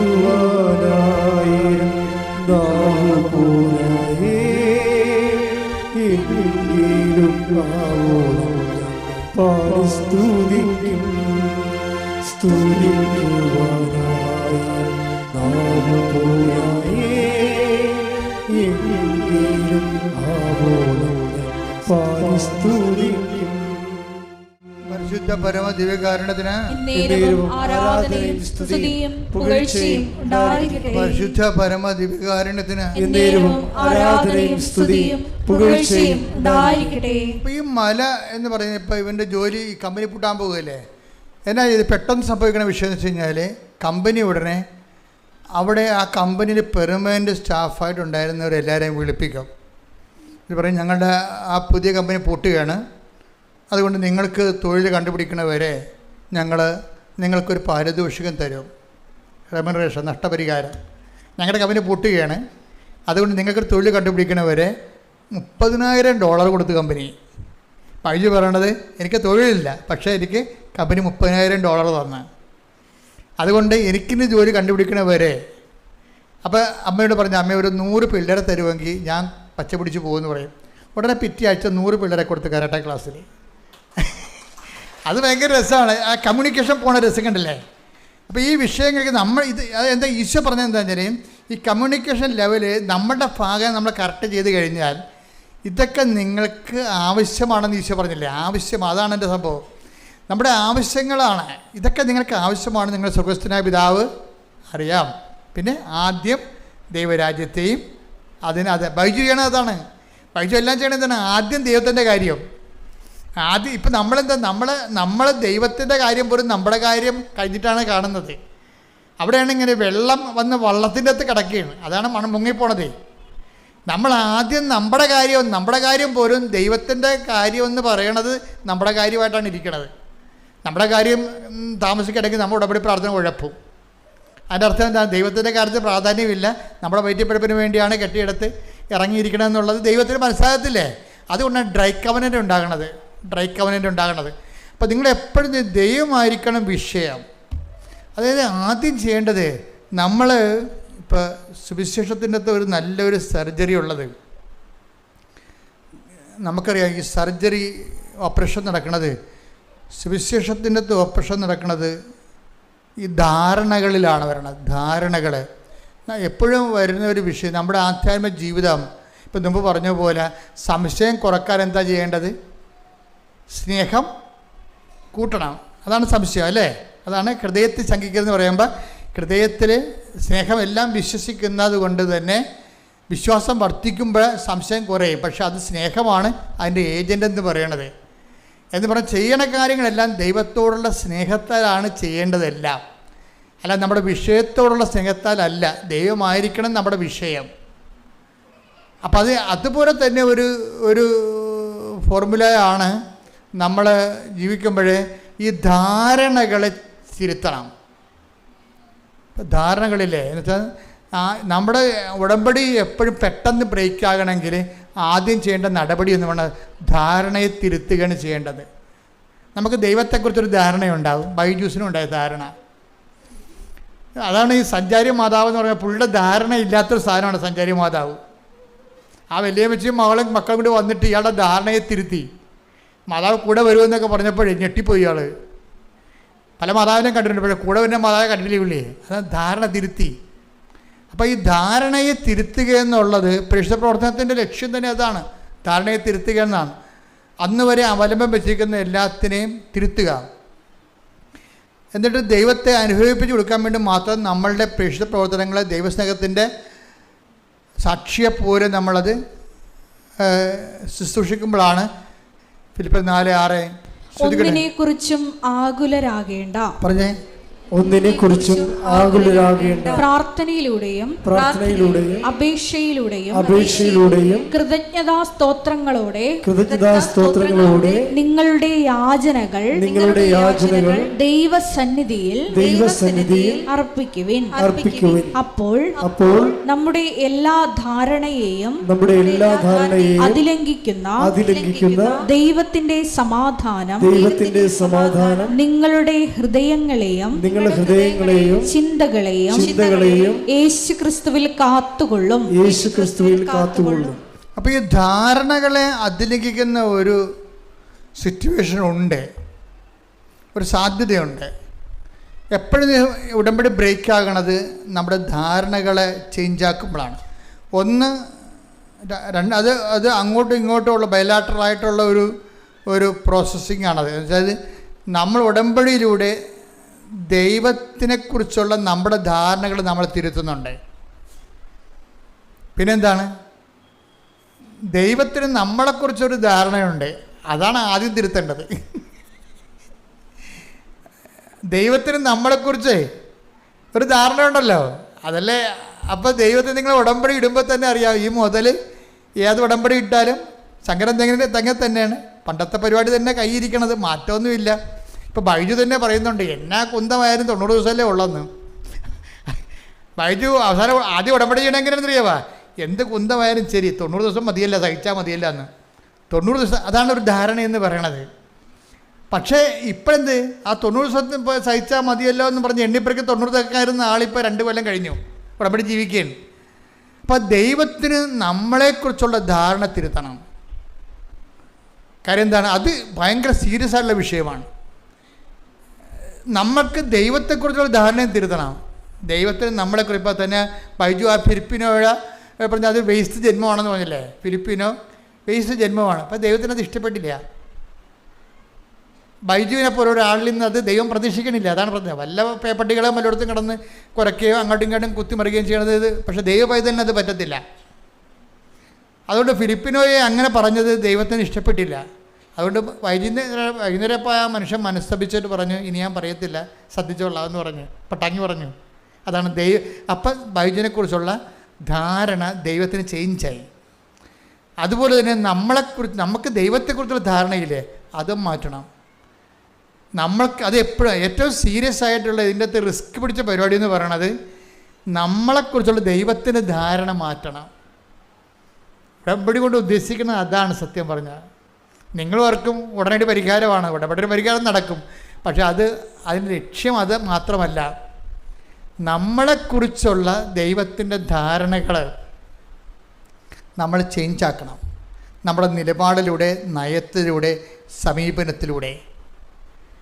അത് നമ്മളെക്കുറിച്ച് ദൈവത്തിനുള്ള ധാരണ. ഇപ്പം നിങ്ങൾ 1 തെസ്സലോനിക്കൻസ് 5:16 എടുത്ത് എപ്പോഴും സന്തോഷത്തോടെ ഇരിക്കുവിൻ. തന്നെയല്ലേ അത്. ഫിലിപ്പിയർ 4:6 തന്നെ അത് എന്താണ് പറഞ്ഞേ, എപ്പോഴും സന്തോഷത്തോടെ ഇരിക്കുവിൻ, ഇടവിടാതെ പ്രാർത്ഥിക്കുവിൻ, എല്ലാ കാര്യങ്ങളിലും നന്ദി പ്രകാശിക്കുവിൻ. ഇതാണ് യേശുക്രിസ്തുവിൽ നിങ്ങളെ സംബന്ധിച്ചുള്ള ദൈവഹിതം. അപ്പൊ ദൈവത്തിന്റെ ധാരണ ഇതാണ്. നമ്മളെ സംബന്ധിച്ചിടത്തോളം ദൈവത്തിൻ്റെ ഒരു ധാരണയുണ്ട്. ആ ധാരണയിലേക്ക് നമ്മൾ വളർന്നു വരണം. പിടിയാ, നമ്മളെ സംബന്ധിച്ചിടത്തോളം ദൈവത്തിന് ഒരു ചാർട്ടേഡ് ആയിട്ടുള്ള ധാരണയുണ്ട്. അതൊക്കെയാണ് എപ്പോഴും സന്തോഷത്തോടെ ഇരിക്കണം. അതാണ് വിഷയം. മനസ്സിലായില്ലേ? പിന്നെന്താണ്, ഇടതടവില്ലാതെ പ്രാർത്ഥിക്കണം. പിന്നെന്താണ്, എല്ലാ കാര്യങ്ങളിലും കൃതജ്ഞത പ്രകാശിപ്പിക്കണം. ഇപ്പം നീറ്റിൻ്റെ പരീക്ഷയ്ക്ക് തോറ്റാലും ഇട്ടാ പോലെ വീട്ടിൽ കിടന്നിട്ട് അമ്മയുമ്പോൾ ഞാൻ പള്ളിയിലും വരണില്ല, ഒരു പട്ടക്കാരെയും കാണുന്നില്ലെന്നൊക്കെ പറഞ്ഞുകൊണ്ട് കിടക്കില്ലേ. ആ പിശാചികളൊക്കെ അങ്ങനെ കിടന്ന ഒരു പ്രശ്നമൊന്നുമില്ല. കാര്യം ഇന്നത്തെ സുവിശേഷത്തിലുണ്ടേ എല്ലാവർക്കും നിത്യജീവൻ പറഞ്ഞിട്ടില്ലെന്ന്. ആ നിത്യജീവിതത്തെക്കുറിച്ച് പറഞ്ഞപ്പോൾ ഞാൻ ഞെട്ടിപ്പോയി. ഞാൻ അപ്പുറത്തിരിപ്പുണ്ടായിരുന്നു അവിടെ. ഇന്ന് സുവിശേഷം വായിച്ചതാണ്. ഇത് നിത്യജീവന് വേണ്ടി നിയോഗിക്കപ്പെട്ടവരെന്ന്. ടേക്ക് ദ ബെഡപ്പോട് ശ്രദ്ധിക്കട്ടെ. ഹല്ലേലൂയ. അപ്പോസ്തല പ്രവർത്തനങ്ങൾ 13-ാം അധ്യായം 47-48 തിരുവചനങ്ങൾ. ഇതിനകത്ത് മുഴുവനും ചതിയാവും. ചതിയെന്ന് വെച്ച് കഴിഞ്ഞാൽ വിശുദ്ധമായ ഒരു, അതായത് നമ്മൾ ഈ എല്ലാവരും രക്ഷപ്പെടണമെന്നൊക്കെ ദൈവം ആഗ്രഹിക്കുന്നുണ്ട്, ഇല്ലേ? അങ്ങനെ ഒരു വചനമുണ്ട്, എല്ലാം രക്ഷപ്പെടണമെന്നുണ്ട്. പക്ഷെ എല്ലാം രക്ഷപ്പെടുക. എല്ലാ മക്കളും IAS കിട്ടണമെന്ന്, ഡോക്ടർമാരാണെന്ന്, എഞ്ചിനീയർമാരാണെന്നൊക്കെ അപ്പന്മാർ ആചരിക്കുന്നുണ്ട്. ചില അണ്ണന്മാർ പോയി കഞ്ചാവ് പിടിച്ചതിന് അപ്പന്മാരെന്ത് ചെയ്യാനാണ്? പിടിയിട്ടില്ലേ? ചിലന്മാർ പഠിക്കാൻ വിട്ടപ്പോഴേ അവിടെ ബാംഗ്ലൂരിൽ അവിടെ ലാൽ ബാഗിലൊക്കെ കറങ്ങിടക്കുകയാണ് കണ്ട പെൺപിള്ളേരുമായിട്ട്. അതിന് അപ്പനെന്ത് ചെയ്യാനാ? അപ്പനെ എല്ലാവരും രക്ഷപ്പെടണമെന്ന് ആഗ്രഹമുണ്ട്, പക്ഷെ മക്കൾ സമ്മതിക്കണ്ടേ? മനസ്സിലായില്ലേ? ഇതുപോലെ എപ്പോഴും നമ്മൾ ശ്രദ്ധിക്കണം. ദൈവത്തിന് ഒരു ധാരണയുണ്ട്. ആ ധാരണയ്ക്കൊപ്പം വളർന്നുകൊള്ളാമെന്നാണ് ഈ ഉടമ്പടി പറയണത്. ദൈവത്തിൻ്റെ ധാരണ എന്താണ്? 5:16 ദൈവത്തിൻ്റെ ധാരണ. എന്താ ദൈവത്തിൻ്റെ ധാരണ? എപ്പോഴും സന്തോഷത്തോടെ ഇരിക്കണം. നീറ്റിൽ മാർക്ക് കുറഞ്ഞു പോയാലും അടുത്ത കൊല്ലം എഴുതിയെടുക്കാമെന്ന് പറഞ്ഞ് നമ്മൾ സന്തോഷമായിട്ടിരിക്കണം. അല്ലെങ്കിൽ ഞാൻ നല്ലവണ്ണം പഠിച്ചതാണ്, പിന്നെ ചിലർക്ക് മസിൽ പിടിക്കത്തില്ലേ, പഠിക്കാത്തവരൊക്കെ എഴുതിപ്പോയി നീറ്റിൻ്റെ പരീക്ഷയ്ക്ക് എന്തോ കുഴപ്പമുണ്ടായിട്ട് അമ്മ അട്ടിമറി കാണിച്ചിട്ടുണ്ട്. ചില ആൾക്കാർ ക്വസ്റ്റ്യൻ ചോർത്തി കിട്ടി. വെറുതെ തന്നെ ഇവളുടെ കഴിവുകേട് വീട്ടിൽ മുമ്പ് ഇവിടെ കൊച്ചാകാതിരിക്കാൻ വേണ്ടി പരീക്ഷയും സംവിധാനങ്ങളെല്ലാം കുറ്റം പറഞ്ഞാണ്. ഒരു കഥയുമില്ല. ഇങ്ങനെയുള്ള പരിപാടികളെല്ലാം എത്ര കാലം ദൈവം കണ്ടിട്ടുള്ളതാണ്. നിങ്ങൾ ഓന്തോടിയ വെയിൽ വരെ നിങ്ങളുടെ പരാജയങ്ങളുണ്ടെങ്കിൽ അതിനെ അക്സെപ്റ്റ് ചെയ്യണം. അല്ലാതെ ഉടനെ ഞാൻ ഈ വിചാരം കൊണ്ടും വാക്കുകൊണ്ടും പ്രവൃത്തി കൊണ്ടും വന്നില്ല. വിചാരത്താലും വാക്കാലും പ്രവൃത്തിയാലും. അപ്പം ഞങ്ങളുടെ കപ്പേരത്തിനത് വാക്കാലം എന്ന് പറയുമ്പോൾ വക്കാലം നായി പോവും. അപ്പോൾ അത് കെട്ടിത്തൂക്കണ കാര്യം വല്ലതും ആയിരിക്കുമെന്ന്. അതെന്താ പ്രശ്നം എന്ന് വെച്ച് കഴിഞ്ഞാൽ, എന്താ പ്രോബ്ലം എന്ന് വെച്ച് കഴിഞ്ഞാൽ, ചില ആൾക്കാർക്ക് ചില വിഷയങ്ങൾക്ക് വരുമ്പോൾ ഉടനെ ചത്ത് കളയാൻ തീരുമാനിക്കും. പരീക്ഷയ്ക്ക് ഒന്നും ഉണ്ടാകത്തില്ലേ? ഒന്നും ഉണ്ടാകത്തില്ല. ആ പരീക്ഷ 5 മാർക്ക് കുറഞ്ഞു പോയതായിരിക്കും. അത് അടുത്ത പോലെ എഴുതിയെടുക്കാം. അതുകൊണ്ടാണ് അവരുടെ ആവശ്യമില്ലാത്ത നിരാശ ഉണ്ടാണത്. എപ്പോഴും നമ്മൾ ശ്രദ്ധിക്കേണ്ട ഒരു വിഷയം വെച്ചാൽ, ദൈവം ഇതൊന്നും അക്സെപ്റ്റ് ചെയ്യണില്ല. എന്താ പറയണത്? നീ തോറ്റാലും മാർക്ക് കുറഞ്ഞാലും നിൻ്റെ കൂടെ നിൽക്കുന്ന സ്വിറ്റ്സർലൻഡിലേക്ക് പോയാലും നീ എന്ത് ചെയ്യണം? എപ്പോഴും സന്തോഷത്തോടെ ഇരിക്കണം. അതാണ് വിഷയം. ദൈവ പൈതലാണ് നീയെങ്കിൽ എപ്പോഴും സന്തോഷത്തോടെ ഇരിക്കണം. പിന്നെ എന്താണ്? എന്തെല്ലാം ഇടതടവില്ലാതെ പ്രാർത്ഥിക്കണം. എന്താ കാര്യത്തിലറിയാവോ? നീ നടക്കേണ്ട വഴി കൃത്യമായിട്ടും ദൈവത്തിൻ്റെ കൈവെള്ളം എഴുതി വെച്ചിരിക്കുക. I have carved out in my power. എന്ത് രസമാണ് കേൾക്കാൻ. ഞാൻ നിന്നെ എൻ്റെ ഉള്ളം കയ്യിൽ ഇങ്ങനെ കൊത്തി വെച്ചിരിക്കുകയാണെന്നാണ്. നീ നടക്കേണ്ട വഴി നിൻ്റെ മുഖത്ത് നോക്കി ഞാൻ പറയുമെന്ന്. അപ്പോൾ മുഖത്ത് നോക്കണമെന്നുണ്ടെങ്കിൽ എന്താണ്? കയ്യിലിങ്ങനെ കൊത്തി വെച്ചിരിക്കുകയല്ലേ. ഇൻറ്റിമസിയാണ് പറയണത്. ദൈവമായിട്ട് കമ്മ്യൂണിക്കേറ്റീവ് ഇൻറ്റിമസി ഉണ്ടായിക്കഴിഞ്ഞാൽ ദൈവം തന്നെ നമ്മളെ വഴി നടത്തിക്കൊണ്ടിരിക്കും. ഇപ്പോൾ വെറുതെ എന്താ പറഞ്ഞത്? അമ്മേ കുഞ്ഞുങ്ങളെ വളർത്തണ്ടേ, കരാട്ട സ്കൂളിൽ പിള്ളേരല്ല കേട്ടാ ജീവിക്കണ്ടേന്ന് ചോദിച്ചപ്പോൾ എന്താ പറഞ്ഞത്? $30,000 എടുത്ത് കൊടുത്തേക്കാണ്. $30,000 അവിടെ അവർ മാത്രം കിട്ടിയിട്ടുള്ളൂ. അതാണ് രസം. അപ്പോൾ എന്താ വെച്ചാൽ ഓരോരുത്തൻ്റെ കാര്യങ്ങളെക്കുറിച്ചും ദൈവത്തിന് കൃത്യതയുണ്ട്. നമ്മൾ എപ്പോഴും ദൈവഹിതം എന്താണെന്ന് നോക്കണം. ദൈവഹിതം എന്താ? ദൈവത്തിന് നമ്മളെക്കുറിച്ചുള്ള ധാരണയാണ് ദൈവഹിതം. എന്താണ്? എപ്പോഴും സന്തോഷത്തോടെ ഇരിക്കണം. ഇപ്പോൾ എനിക്ക് കുറച്ച് ഡിസീസൊക്കെ ഉണ്ട്. പക്ഷേ നിങ്ങൾ നോക്കിയാൽ എൻ്റെ ഈ കൂടെയുള്ളതല്ലേ ഈ ജോമോളും അച്ഛനൊക്കെ, അവർ എന്നെ ഈ കാര്യത്തിൽ ദുഃഖിച്ച് കണ്ടിട്ടുണ്ടാവില്ല. എപ്പോഴും കണ്ടത്തില്ല. ഞാൻ ഭയങ്കര സ്മാർട്ടാണ്. അത് ഇപ്പം തന്നെ ചുമയൊക്കെ പിടിച്ച് രാത്രി ആവിയൊക്കെ പിടിച്ചുകൊണ്ടിരിക്കുകയായിരുന്നു. കാര്യം ഇവിടെ നിന്ന് വേർത്തിട്ട് ബനിയം വരെ അകത്തുകൊണ്ട് പിഴിഞ്ഞിട്ട് ബനിയത്തകത്തോട്ട് വെള്ളം അകത്ത് കയറിയിട്ട് രാത്രി പനിയായിരുന്നു. അപ്പോൾ എനിക്ക് ഇത്തിരി പേടിയായിരുന്നു. ഇന്ന് ഇങ്ങനെ സ്വരമൊക്കെ പോവും, വല്ല കുഴപ്പമുണ്ടാകുന്നൊക്കെ പേടിയായിരുന്നു. പക്ഷേ എന്തായാലും ഞാൻ ഹാപ്പിയാണ്. ഇപ്പോൾ ജീവിതത്തിൽ ഇങ്ങനെയൊക്കെ കുറേ സംഭവങ്ങളൊക്കെ വരുമ്പോഴും നമ്മളോട് എന്താ പറഞ്ഞിരിക്കണത്? എപ്പോഴും സന്തോഷത്തിലിരിക്കുക. പിന്നെന്താണ്? ഇടതരമില്ലാതെ പ്രാർത്ഥിക്കുക. പിന്നെന്താണ്? എല്ലാ കാര്യങ്ങളെയും ഓർത്തുകൊണ്ടും. അല്ലാതെ നിനക്ക് വിജയം തരുന്ന കാര്യം മാത്രമല്ല, എല്ലാവർക്കും വിജയം തരുന്ന കാര്യം മാത്രമല്ല, എല്ലാ കാര്യങ്ങളെയും ഓർത്തുകൊണ്ടും നന്ദി പറയണം. ഞാൻ അതായത് എപ്പോഴും എൻ്റെ പ്രശ്നം വെച്ചാൽ, ഞാൻ സെമിനാരി പഠിക്കുന്ന കാലത്ത് 2 മാസമൊക്കെ രാത്രി കിടന്ന് കരയുമായിരുന്നു. 2 മാസം. അതിൻ്റെ കാര്യം വെച്ചാൽ എൻ്റെ അപ്പൻ, ഞാൻ 10ാം ക്ലാസ്സിൽ പഠിക്കുമ്പോഴാണ് മരിച്ചു പോയത്. അപ്പോൾ എനിക്ക് വേണ്ടി ആ 10ാം ക്ലാസ്സിൽ പിരിയണ സമയത്ത്, മോഡൽ എക്സാം സമയത്ത് ഓട്ടോഗ്രാഫ് വാങ്ങിക്കണം. അപ്പം അപ്പൻ ഭയങ്കര കൃഷിക്കാരനാണ്. അപ്പോൾ തന്നെത്താൻ തന്നെ ഒരു കൊല വെട്ടിയെടുത്ത് തോളെ വെച്ചുകൊണ്ട് കടയിൽ പോയി അത് കൊടുത്തിട്ട് എനിക്ക് ഓട്ടോഗ്രാഫ് മേടിച്ചുകൊണ്ട് വന്ന്, അതെനിക്ക് ഓർത്ത് സഹിക്കാൻ പറ്റുന്നില്ല. ആ അപ്പനാണ് 10ാം ക്ലാസ്സിലെ പരീക്ഷയ്ക്ക് മരിച്ചു പോയത്. അപ്പോഴും എനിക്ക് ഞാൻ ഒറ്റയ്ക്കൊരു കൾസ കൊടുത്താണ് സെമിനാരി പോയി ചേരണത്. അപ്പം അതുകൊണ്ട് അപ്പനെക്കുറിച്ച് ഓർക്കുമ്പോൾ എനിക്ക് സഹിക്കാനാവാത്ത വേദന വരും എപ്പോഴും.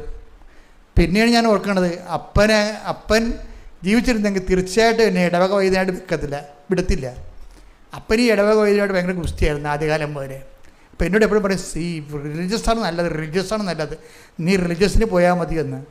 അപ്പോൾ ഞാനതനുസരിച്ച് റിലീജിയസിന് പോകാൻ വേണ്ടി തന്നെയാണ് ഒരുങ്ങി നടന്നത്. പക്ഷെ കർത്താവ് പറഞ്ഞത് ഈ രൂപത ജീവിക്കണതും റിലീജിയസ് തന്നെയാണ്. നമ്മൾ എവിടെ ആയിരിക്കുന്നു എന്നല്ല പ്രശ്നം, നമ്മൾ എന്തായിരിക്കുന്നു എന്നാണ് പ്രശ്നം. സ്ഥലത്തിനല്ല പ്രശ്നം, സംവിധാനത്തിനല്ല പ്രശ്നം. ഏത് സംവിധാനത്തിൽ പോയാലും ദൈവത്തിൻ്റെ ഹിതം, ദൈവത്തിനൊരു ധാരണയുണ്ട് നമ്മളെക്കുറിച്ച്. അപ്പോഴെന്നാ പറ്റിയത്? ഇപ്പോഴേക്ക് തോന്നുന്നത് എന്താണ്? അപ്പൻ വലിയ കിടപ്പൊന്നുമില്ലാതെ നേരത്തെ കർത്താവിലേക്ക് പോയില്ലേ? അന്ന് എനിക്കത് മനസ്സിലായില്ലേ?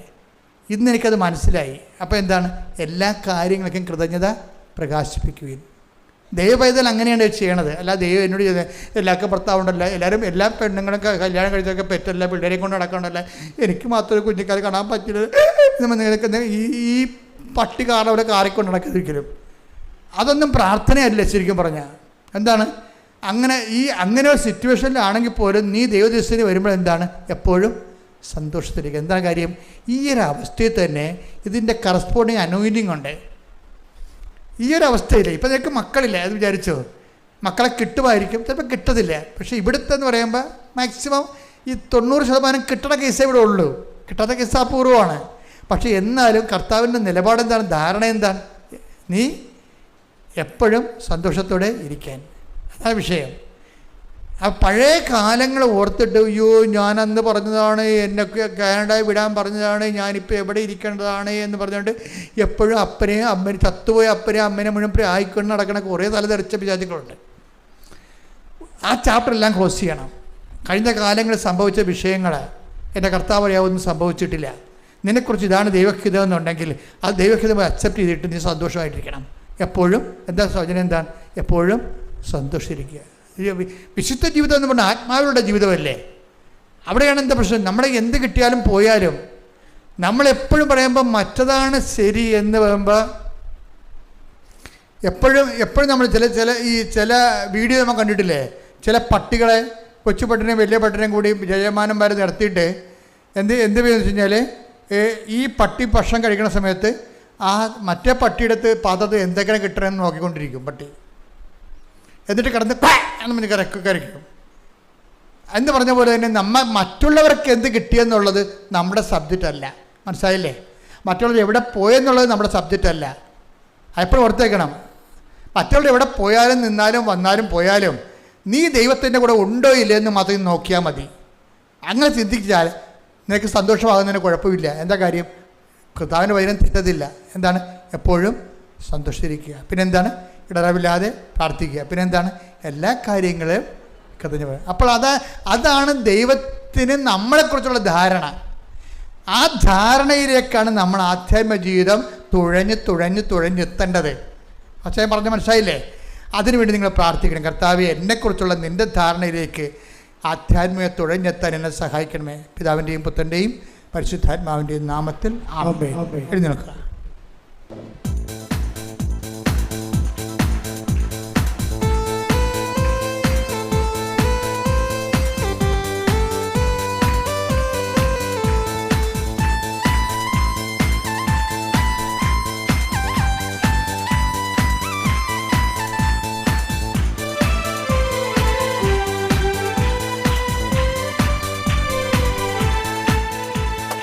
ആത്മസന്തോഷം കൊണ്ടാനന്ദിപ്പാൻ കൊണ്ട് നിറയ്ക്കണമേ. ആത്മസന്തോഷം കൊണ്ടാനന്ദിപ്പാൻ കൊണ്ട് നിറയ്ക്കണമേ. എല്ലാവരും പാടാം.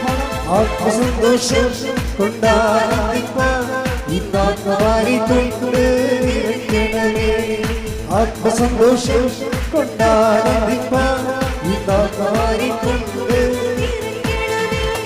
ദൈവത്തിന്റെ തേജസ്സിനിടെ പ്രകാശിക്ക വേണം വെളിച്ചമായി. ദൈവത്തിന്റെ തേജസ്സിനിടെ പ്രകാശിക്ക വേണം വെളിച്ചമായി. ആത്മസന്തോഷം കൊണ്ടാനന്ദിപ്പാൻ ഇന്നാത്മാരിക്കൊണ്ട് നിറയ്ക്കണമേ. ആത്മസന്തോഷം കൊണ്ടാനന്ദിപ്പാൻ ഇന്നാത്മാരിക്കൊണ്ട് സ്വർഗ സന്തോഷം കൊണ്ടാനന്ദിപ്പാൻ ആത്മശക്തിയാലെ നടത്തണമേ. സ്വർഗ സന്തോഷം കൊണ്ടാനന്ദിപ്പാൻ ആത്മശക്തിയാലെ നടത്തണമേ. ആത്മസന്തോഷം കൊണ്ടാനന്ദിപ്പാൻ ഇന്നാത്മാരിക്കൊണ്ട് നിറയ്ക്കണമേ.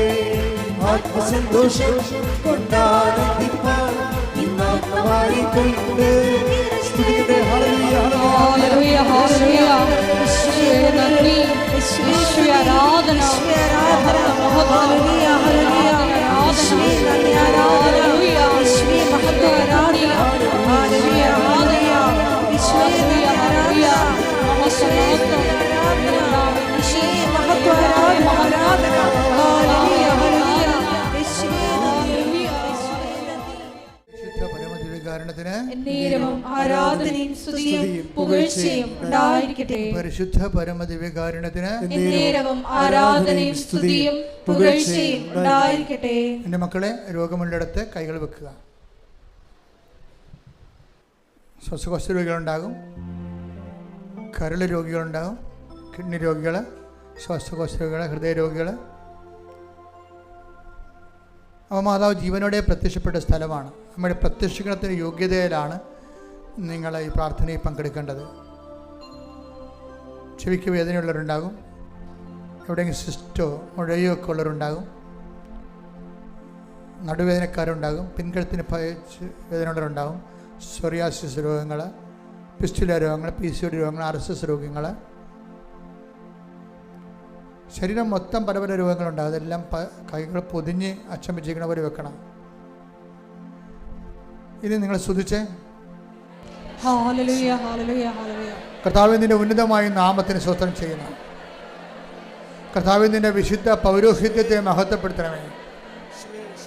കർത്താവ് സഭയിലുള്ള സാന്നിധ്യം പ്രകടമാക്കണമേ. 39 വർഷം ഞാൻ അർപ്പിച്ച കൃപായുടെ യോഗ്യതയാൽ കൃപാസ്ഥാനത്താറെ ജീവനോടെ പ്രത്യക്ഷപ്പെട്ട പരിശുദ്ധ അമ്മയുടെ മാധ്യസ്ഥതാൽ കർത്താറയിൽ നടന്ന 10,000-കണക്കിന് ആരാധന ശക്തിയാൽ കർത്താവിൻ്റെ ശക്തി നിങ്ങൾക്ക് ആവശ്യിക്കട്ടെ. കർത്താവിൻ്റെ സ്തുതിക്കട്ടെ, സ്തുതിക്കട്ടെ. കർത്താവിൻ്റെ ശക്തി നിങ്ങൾക്ക് ആവശ്യിക്കട്ടെ. കർത്താവിൻ്റെ ശക്തി നിങ്ങൾക്ക് ആവശ്യിക്കട്ടെ. കർത്താവേ, നിന്റെ തിരുവിലാവിലെ മുറിവിനെ ഓർത്തുകൊണ്ട് അങ്ങയുടെ ശക്തി, രോഗസൗഖ്യ ശക്തി, മനസ്സൗഖ്യ ശക്തി ഇപ്പോൾ മക്കളിലേക്ക് ആവശ്യിക്കട്ടെ. അങ്ങയുടെ അവകാശവും ഓഹരിയുമായ തിരുസഭയോട് നീ കാരുണ്യം കാണിക്കണമേ. ഇവിടെ തീർത്ഥാടനത്തിൽ പ്രാർത്ഥിക്കുന്നവർ, വീട്ടിലിരുന്ന് ഓൺലൈനിൽ പ്രാർത്ഥിക്കുന്നവരുടെ മേലും കർത്താവിൻ്റെ ശക്തി വെക്കട്ടെ. മാർഗരോഗങ്ങൾ, തീരാവ്യാധികൾ, മൂക്കിൽ ദശ വളരുന്ന അവസ്ഥകൾ, കണ്ണിന് കാഴ്ചക്കുറവുള്ള അവസ്ഥകൾ, ചെവിക്ക് കേൾവിക്കുറവുള്ള അവസ്ഥകൾ, മെനിഞ്ചൈറ്റിസ് പോലുള്ള രോഗങ്ങൾ, അതുപോലെ തന്നെ മാറാത്ത തലവേദനകൾ, അതിൻ്റെ മൂലകാരണങ്ങൾ, അടിപ്പിണർ പോലെ കർത്താവിൻ്റെ ശക്തി യേശുവിന്റെ നാമത്തിൽ സൗഖ്യം പ്രാപിക്കട്ടെ. സ്തുതിക്കട്ടെ. ഹല്ലേലൂയ, ഹല്ലേലൂയ, ഹല്ലേലൂയ. സുഖപ്പെട്ടുകൊണ്ട് നാമത്തെ ആരാധനയിലൂടെ വീണ്ടും വീണ്ടും മഹത്വപ്പെടുത്തണമേ. ഹല്ലേലൂയ. യേശുവേ നന്ദി, യേശുവേ ആരാധന. എന്നിൽ നിറയണമേ, നാവരേണമേ, സൗഖ്യം നൽകണമേ, നാവരേണമേ, എന്നിൽ നിറയണമേ, നാവരേണമേ, സൗഖ്യം നൽകണമേ. എൻ്റെ മക്കളെ, വിവിധ പരീക്ഷകൾ എഴുതിയ മക്കളുണ്ട്. റിസൾട്ട് വെയിറ്റ് ചെയ്യുന്നവർ, അവർ ഉടമ്പടി എടുത്തിരിക്കുന്നത് തന്നെ അവർ ആ പരീക്ഷയുടെ വിഷയം ഉടമ്പടി വെച്ചപ്പോൾ തന്നെ ദൈവത്തിന് അറിയാം. എന്താണ് അറിയാവുന്നത്? നിങ്ങളുടെ കഴിവിലല്ല നിങ്ങൾ ആശ്രയിക്കുന്നത്, കർത്താവിൻ്റെ കൃപയിലാണെന്ന്. അതുകൊണ്ട് തന്നെ ജയിക്കാനും ഉന്നതമായ മാർക്ക് മേടിക്കാനും നിങ്ങൾക്ക് അവകാശമുണ്ട്. എന്താ കാര്യം? നിങ്ങളുടെ കഴിവിനേക്കാൾ ഉപരി ദൈവത്തിൻ്റെ കൃപയെ വിശ്വസിക്കുന്നതുകൊണ്ടാണ് അത് ഉടമ്പടിയാക്കി മാറ്റിയിരിക്കുന്നത്. ആ ഉടമ്പടി എടുത്തിരിക്കുന്ന മക്കളെല്ലാം അവിടെ മേലെല്ലാം കർത്താവിൻ്റെ കൃപ ആവശ്യിക്കുന്നതിന് വേണ്ടി സ്തുതിക്കട്ടെ. ഹല്ലേലൂയ, ഹല്ലേലൂയ, ഹല്ലേലൂയ, ഹല്ലേലൂയ, ഹല്ലേലൂയ. മഹത്വം, മഹത്വം, ആരാധന, ആരാധന. ഹല്ലേലൂയ, ഹല്ലേലൂയ. നാഥ വരണമേ, നാഥാ വരണമേ, എന്നിൽ നിറയണമേ, നാഥാ വരണമേ, സൗഖ്യം നൽകണമേ, നാഥാ വരണമേ, എന്നിൽ നിറയണമേ, നാഥാ വരണമേ, സൗഖ്യം നൽകണമേ. പ്രത്യേക മാനസിക അവസ്ഥയിൽ, വൈകാരിക അവസ്ഥയിൽ ഈ ദുരന്തപരമായ അവസ്ഥയിൽ നിന്ന് 1 ഇഞ്ച് മുന്നോട്ട് പോകാൻ പറ്റണില്ലെന്ന് കണ്ണീരോടെ പ്രാർത്ഥിക്കുന്നവരുണ്ട്. ചിലപ്പോൾ സാമ്പത്തികമായ കടങ്ങളായിരിക്കാം, ചിലപ്പോൾ വിവാഹം ഒത്തുവരാതെ വീട്ടിൽ നിന്ന് എല്ലാവർക്കും വേണ്ടി കഴുകിയ അവസാനം നമുക്ക് ജീവിതമല്ലാത്ത രീതിയിൽ എല്ലാവരും നമ്മൾ പലതരത്തിൽ സമ്മർദ്ദപ്പെടുന്ന അവസ്ഥയാകാം. ഈ നരകത്തിൽ നിന്ന് എവിടെയെങ്കിലും പോയി രക്ഷപ്പെട്ടാൽ മതി എന്ന് ഓർത്ത് രാവിലും പകലും കണ്ണീര് കുടിക്കുന്ന വ്യക്തിയാകാൻ നീ. അപ്പം അങ്ങനെ എല്ലാവരുടെ വേദനകളെ ഇപ്പോൾ ആൾത്താറെ വെക്കുകയാണ്. പരിശുദ്ധമ്മയുടെ പ്രത്യക്ഷീകരണത്തിൻ്റെ ശക്തിയിൽ നിങ്ങളുടെ എല്ലാ വിഷമങ്ങളും, ജോലിയില്ലാത്തവരുണ്ട്, വീടില്ലാത്തവരുണ്ട്, വഴിയില്ലാത്തവരുണ്ട്, അതുപോലെ തന്നെ ആരും സഹായിക്കാനില്ലാത്തവരുണ്ട്. ഒരു കാര്യം വന്നാൽ പോലും തിരക്കാനോ ചോദിക്കാനോ പറയാനോ കൂടെ വരാനോ പോകാനോ ആരും ഇല്ലാത്തവരുണ്ട്. അവിടെ മേലെല്ലാം ദൈവത്തിൻ്റെ കരുണയ്ക്ക് വേണ്ടി ഇടി മുഴക്കം പോലെ ശ്രദ്ധിക്കട്ടെ.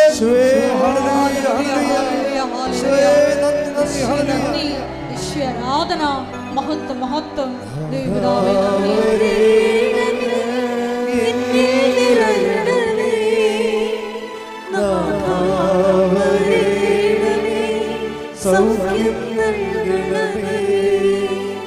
പരിശുദ്ധ പരമദിവ്യകാരുണ്യത്തിന് ആരാധനയും സ്തുതിയും പുകഴ്ചയും ഉണ്ടായിരിക്കട്ടെ.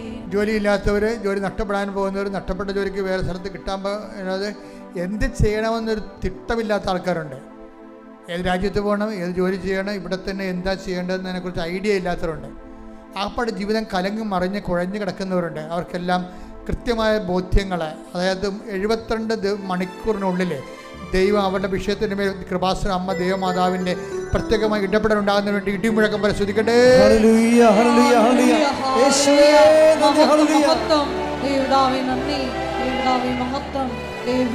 ആരാധന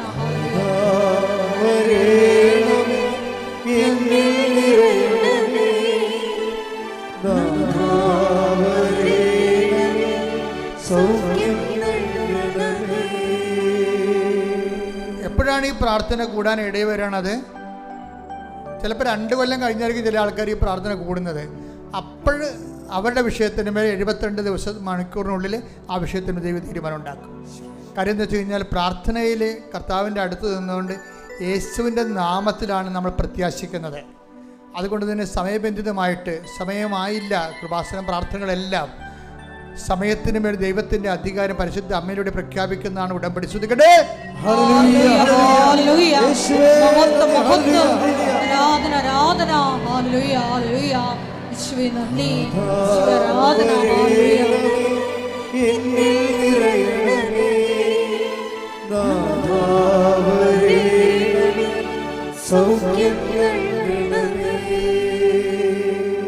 വഴക്കുള്ള കുടുംബങ്ങള്,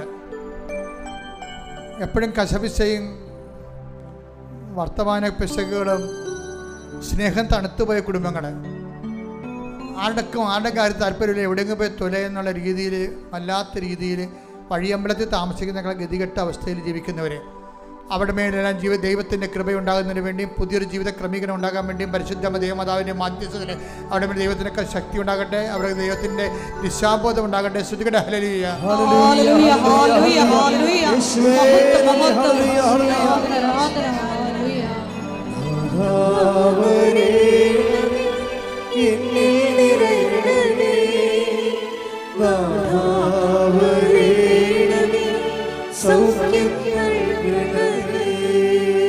പിരിഞ്ഞുപോയ ഭാര്യാഭർത്തകന്മാർ ഒരുമിച്ച് ജീവിക്കാൻ വീണ്ടും ആഗ്രഹിക്കുന്നവരെ, കോടതി കേസ് അനുകൂലമായി വിധിച്ചുകൊണ്ട് ദൈവത്തിന് നീതി നിറവേറാൻ ആഗ്രഹിക്കുന്നവരെ, തിന്മയിൽ നിന്ന് രക്ഷപ്പെടാൻ ഉദ്ദേശിക്കുന്നവരെ, അവരുടെ പ്രാർത്ഥനകളുടെ മേലെല്ലാം ദൈവത്തിന്റെ തീരുമാനം ഉണ്ടാകാൻ വേണ്ടി ശ്രുതികട്ടെ ശ്രുതികട്ടെ ശ്രുതികട്ടെ.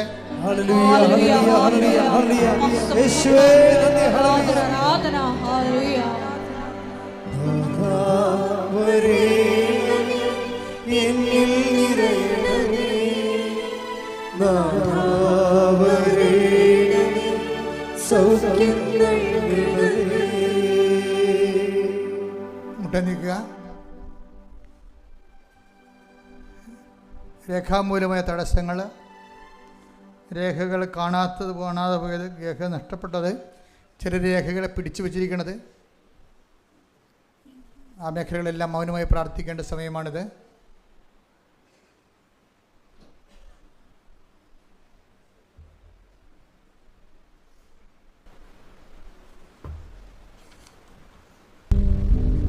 ഒരിക്കൽ കൂടി മരിയൻ ഉടമ്പടിയിൽ സമർപ്പിച്ചിരിക്കുന്ന എല്ലാ വിഷയങ്ങളും ദൈവമാതാവിൻ്റെ മധ്യസ്ഥതയിൽ ദിവ്യകാരുണ്യ സന്നിധിയിൽ സമർപ്പിച്ച് നമുക്ക് മൗനമായിട്ട് പ്രാർത്ഥിക്കാം.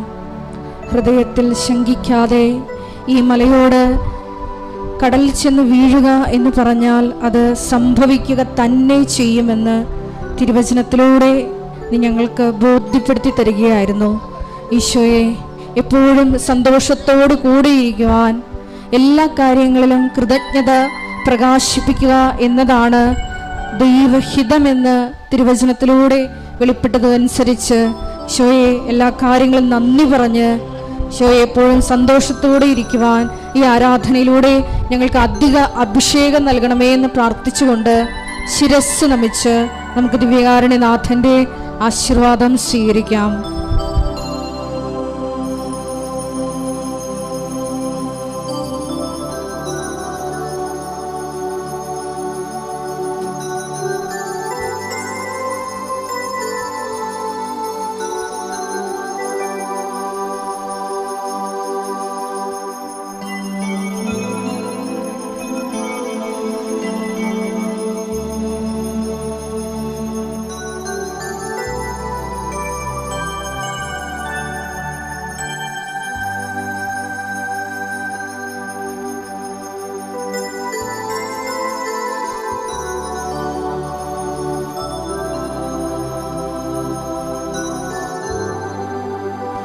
പരിശുദ്ധ പരമ ദിവ്യകാരുണ്യമേ,